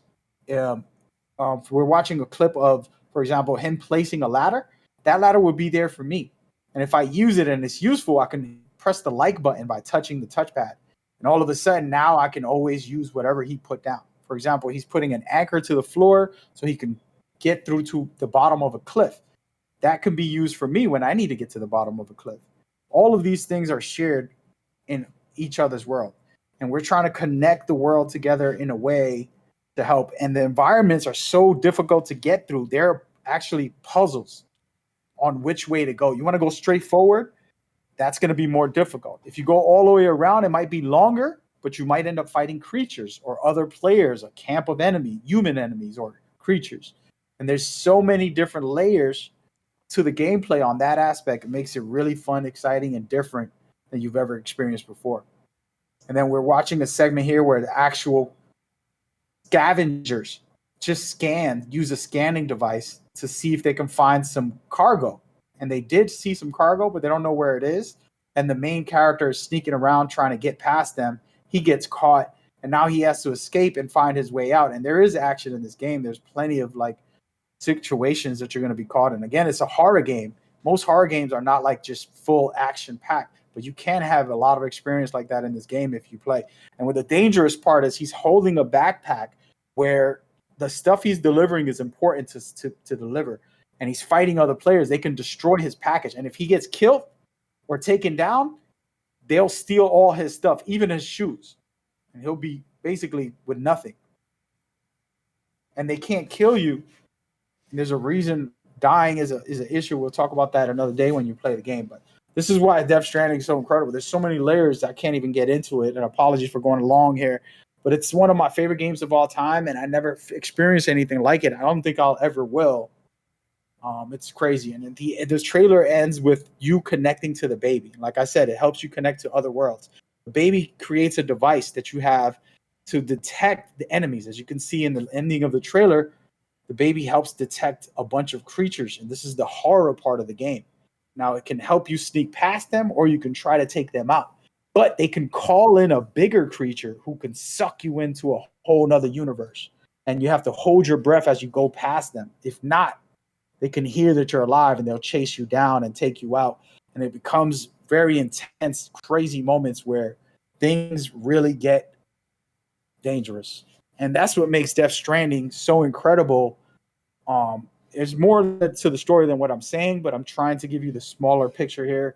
I'm very passionate about it because I think it was one of the most well-designed video games of ever. And, I actually want to replay the whole thing at some point soon. I'm sure there's going to be a part 2 probably coming up in a couple years. We'll see. So that's the breakdown. And again, visually, cinematically, Kojima's the king, and there's plenty of things to look forward to and understand in the game. But yeah, we'll get into it in the future, man. I just wanted to point all that out, Cloudy, and for the viewers. Yeah, not bad. Like I said, I saw this trailer seems pretty well. Like I said, I've seen a good amount of trailers in the past and stuff. So I'll go ahead and I'll give it a shot. I'll give it, like I said, a fair shake to see how I stand with it. Right. So you didn't give it a fair shake already. What do you mean? You already disrespected it. No. Bruh. No, I did, but I gotta play it. So I'll go ahead. I'll play it. I'll give it a fair shake, and then we can talk about it. You're an asshole. You're a prick, but I'm gonna give you a fair shake. That's basically what you just said. So for what I've seen, like I said, you see trailers, you see games, and I could dive into like gameplays and stuff that I see out there, so I get a good sense of what I'm getting, right? Doing research. But my thing is that it didn't intrigue me in that way, so it didn't captivate me in that way. So then I'm like, So yeah, I said some harsh things, but we'll see. I'll go and I'll play it. I'll give it a good amount of time and see live here on CloudyChiptv over at twitch.tv. And I'll go and I'll give it a shot. And I'll announce when I'm gonna do that, so I can give it a good good window, 5 hour window, 4 hour window, whatever it is. If you give it a 5 hour window, you're gonna experience. You're like, okay, now I'm in, because it's Yeah, gonna really tell you the full story, and you're gonna be able to yeah, feel all the different elements. No tutorials left, and just play. yeah. So It'll be. I'll do that, I want to be there for it. and then I can be like, oh, all right, I see what they're trying to do. I like what I see, but we'll experience all that together. When I announce it over at Twitter. So stay tuned for that, because I am gonna give it my take. But I think that's it. I think we covered mostly everything for today. Yeah, it was good. It was a good show, man. Good show. We wanted to do something a little different. I feel like this last I feel like we wanted to have today just kind of stay low key, kind of kick back.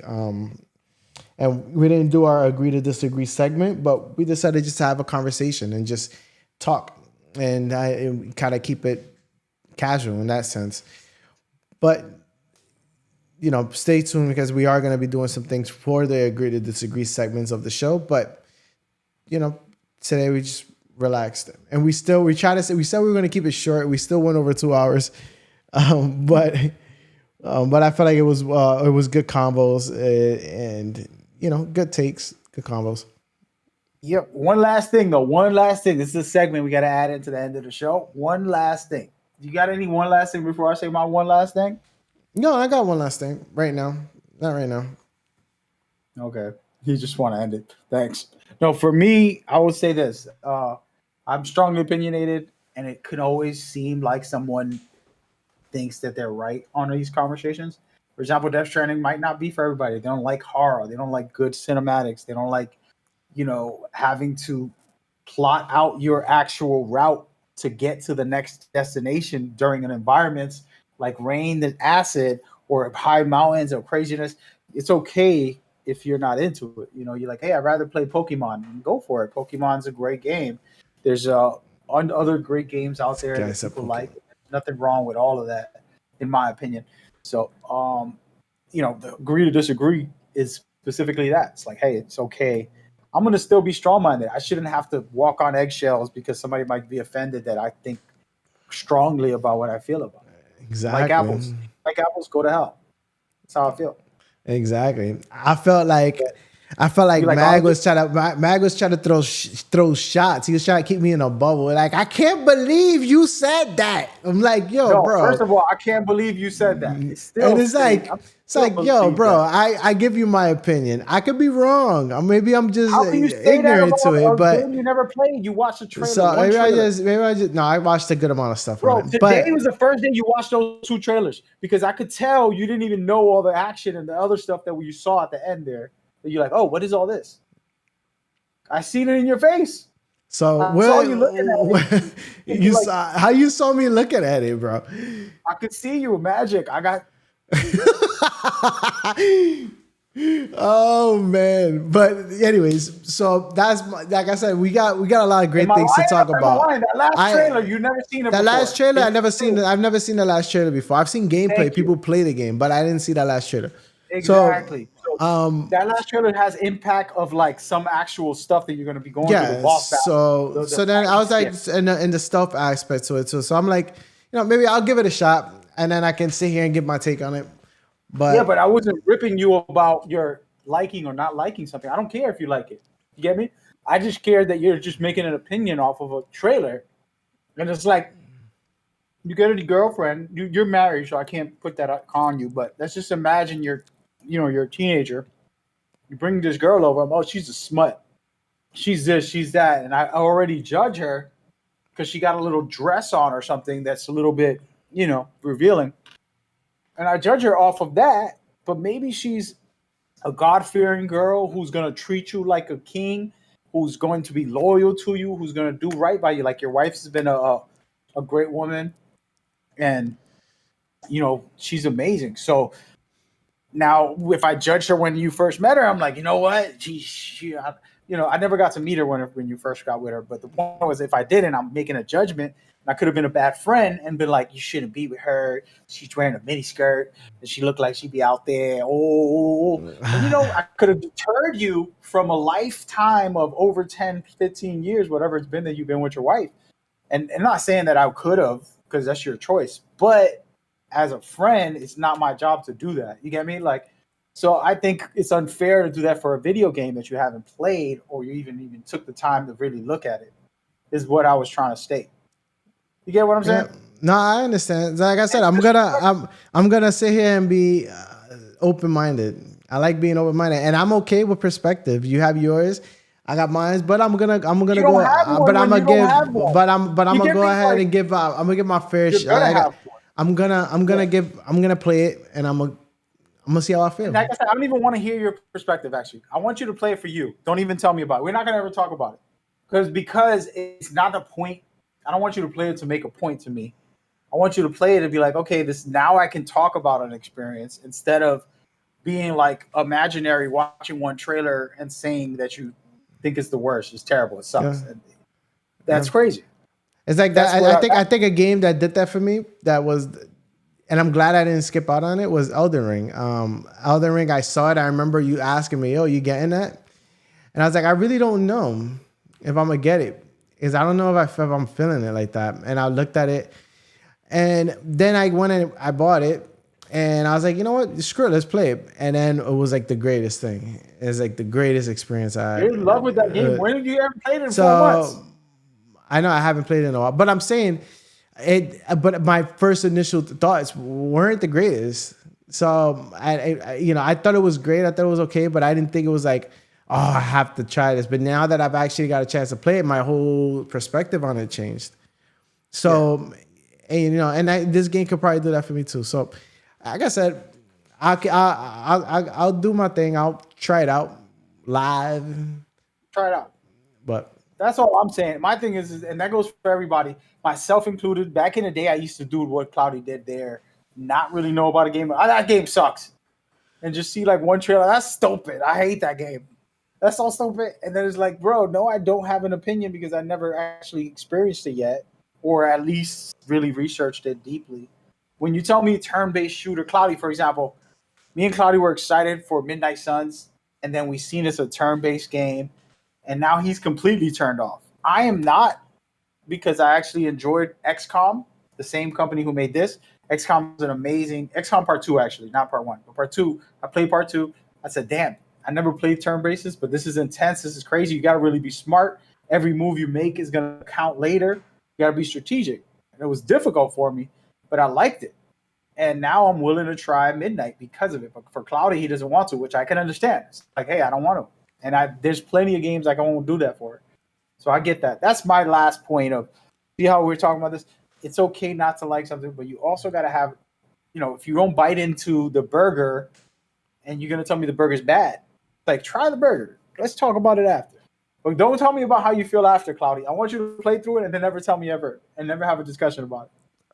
I'm not going to play it. You're going to see me anyways, but yeah. I'm going to be watching you. I'm going to be there. But what I'm saying is, after you finish, then don't say nothing else. I don't even want to talk about it because I don't want it to be this game specifically, because I always tell you to play a game. But this game, we had a little riff about it. We're going back and forth. So then it's going to be more like, oh, I'm going to prove to him I still don't like it. I played 5 hours. This game sucks, bro. It's like one of those type of things. And it's like, nah. I'm honest about my feelings on something. You already have a preconceived notion. It's the problem. But I'm honest about that. I can be proven wrong. I go into things open-minded. But anyways. We're going to see. We did agree to disagree. Oh, I guess we did do one. But that was a big one. Yeah. But hopefully you guys enjoyed. Any last words, Meg? That's it.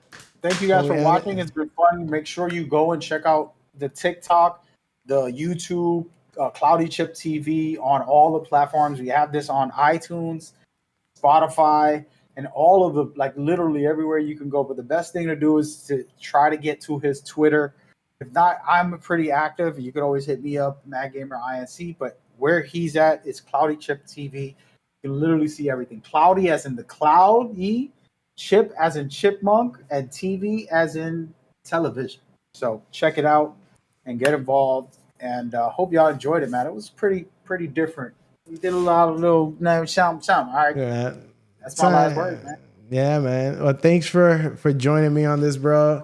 Like I said, it's a journey, and I'm having fun with it. It's a little intense sometimes because there's a lot going on, but I love what we're doing here, and I would love, you guys to be a part of it too, man. And catch us live here over at twitch.tv /CloudyChiptv every Saturday. We try to keep it on Saturdays. It could change. Follow me on Twitter at CloudyChiptv over at Twitter, where I do typically post it. If things do change, I will go ahead and announce it there, saying we can't make it to Saturday, but we'll push it off to Sunday or something like that.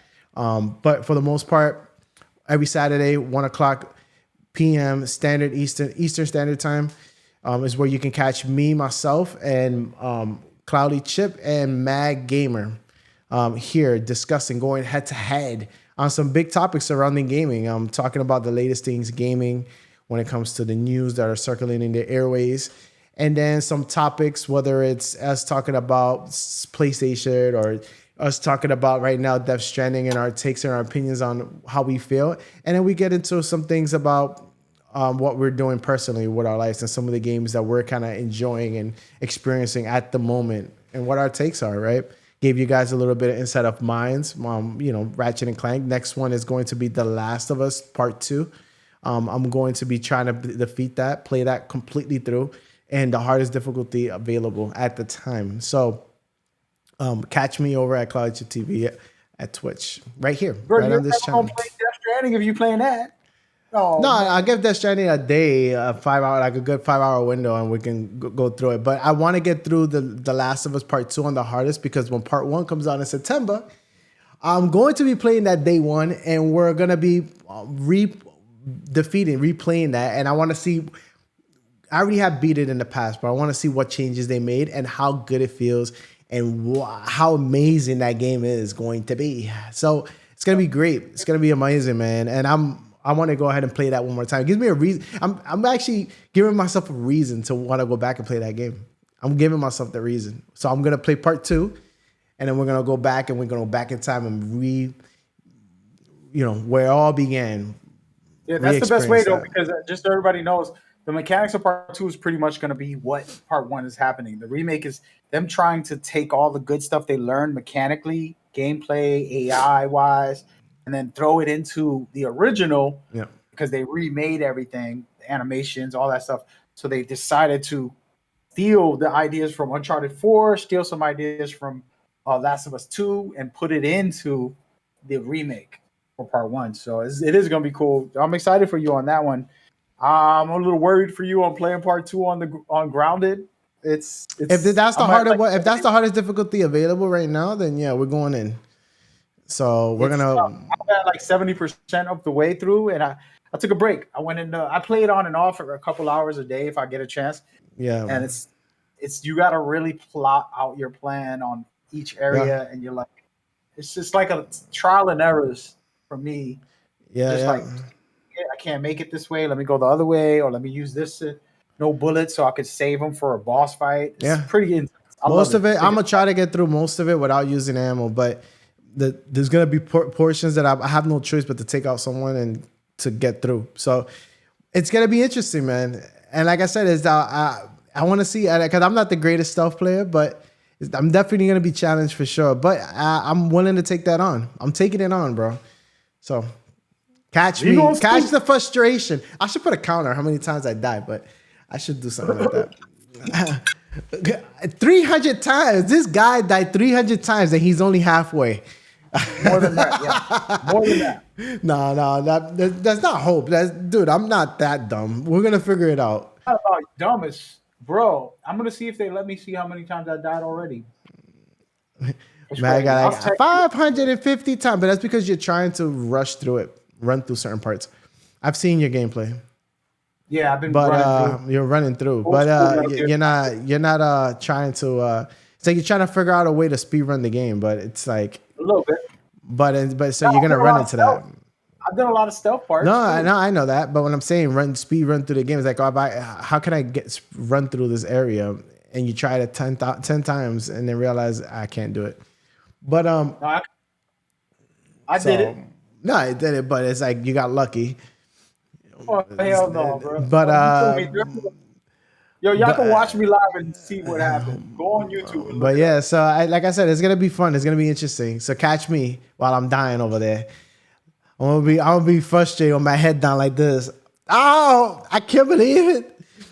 But it's gonna be fun though. But that's why I'm saying I wanted to get into that now because it's probably gonna take me a good couple. It's gonna probably take me some time to get through it. So we're gonna. Can I pause you? But we're gonna get through it. A small little detail is like in a lot of video games, I always feel like the AI is not even human. Because if you crawl by next to somebody, they should be like, "What the hell is that?" Every human being, even old people, like, "Come on, guys!" They'll look at something. What is that? And for video games, they make them so stupid. Like every AI is just like, "Oh." And with I said Death Stranding with The Last of Us Part 2's mechanics on Grounded. They'll see you any little move. What's that? Who's that? And they'll jump at you quick. And that's the best. That's the best, in my opinion. I think, it doesn't tell me how many deaths I have. I was trying to see my numbers.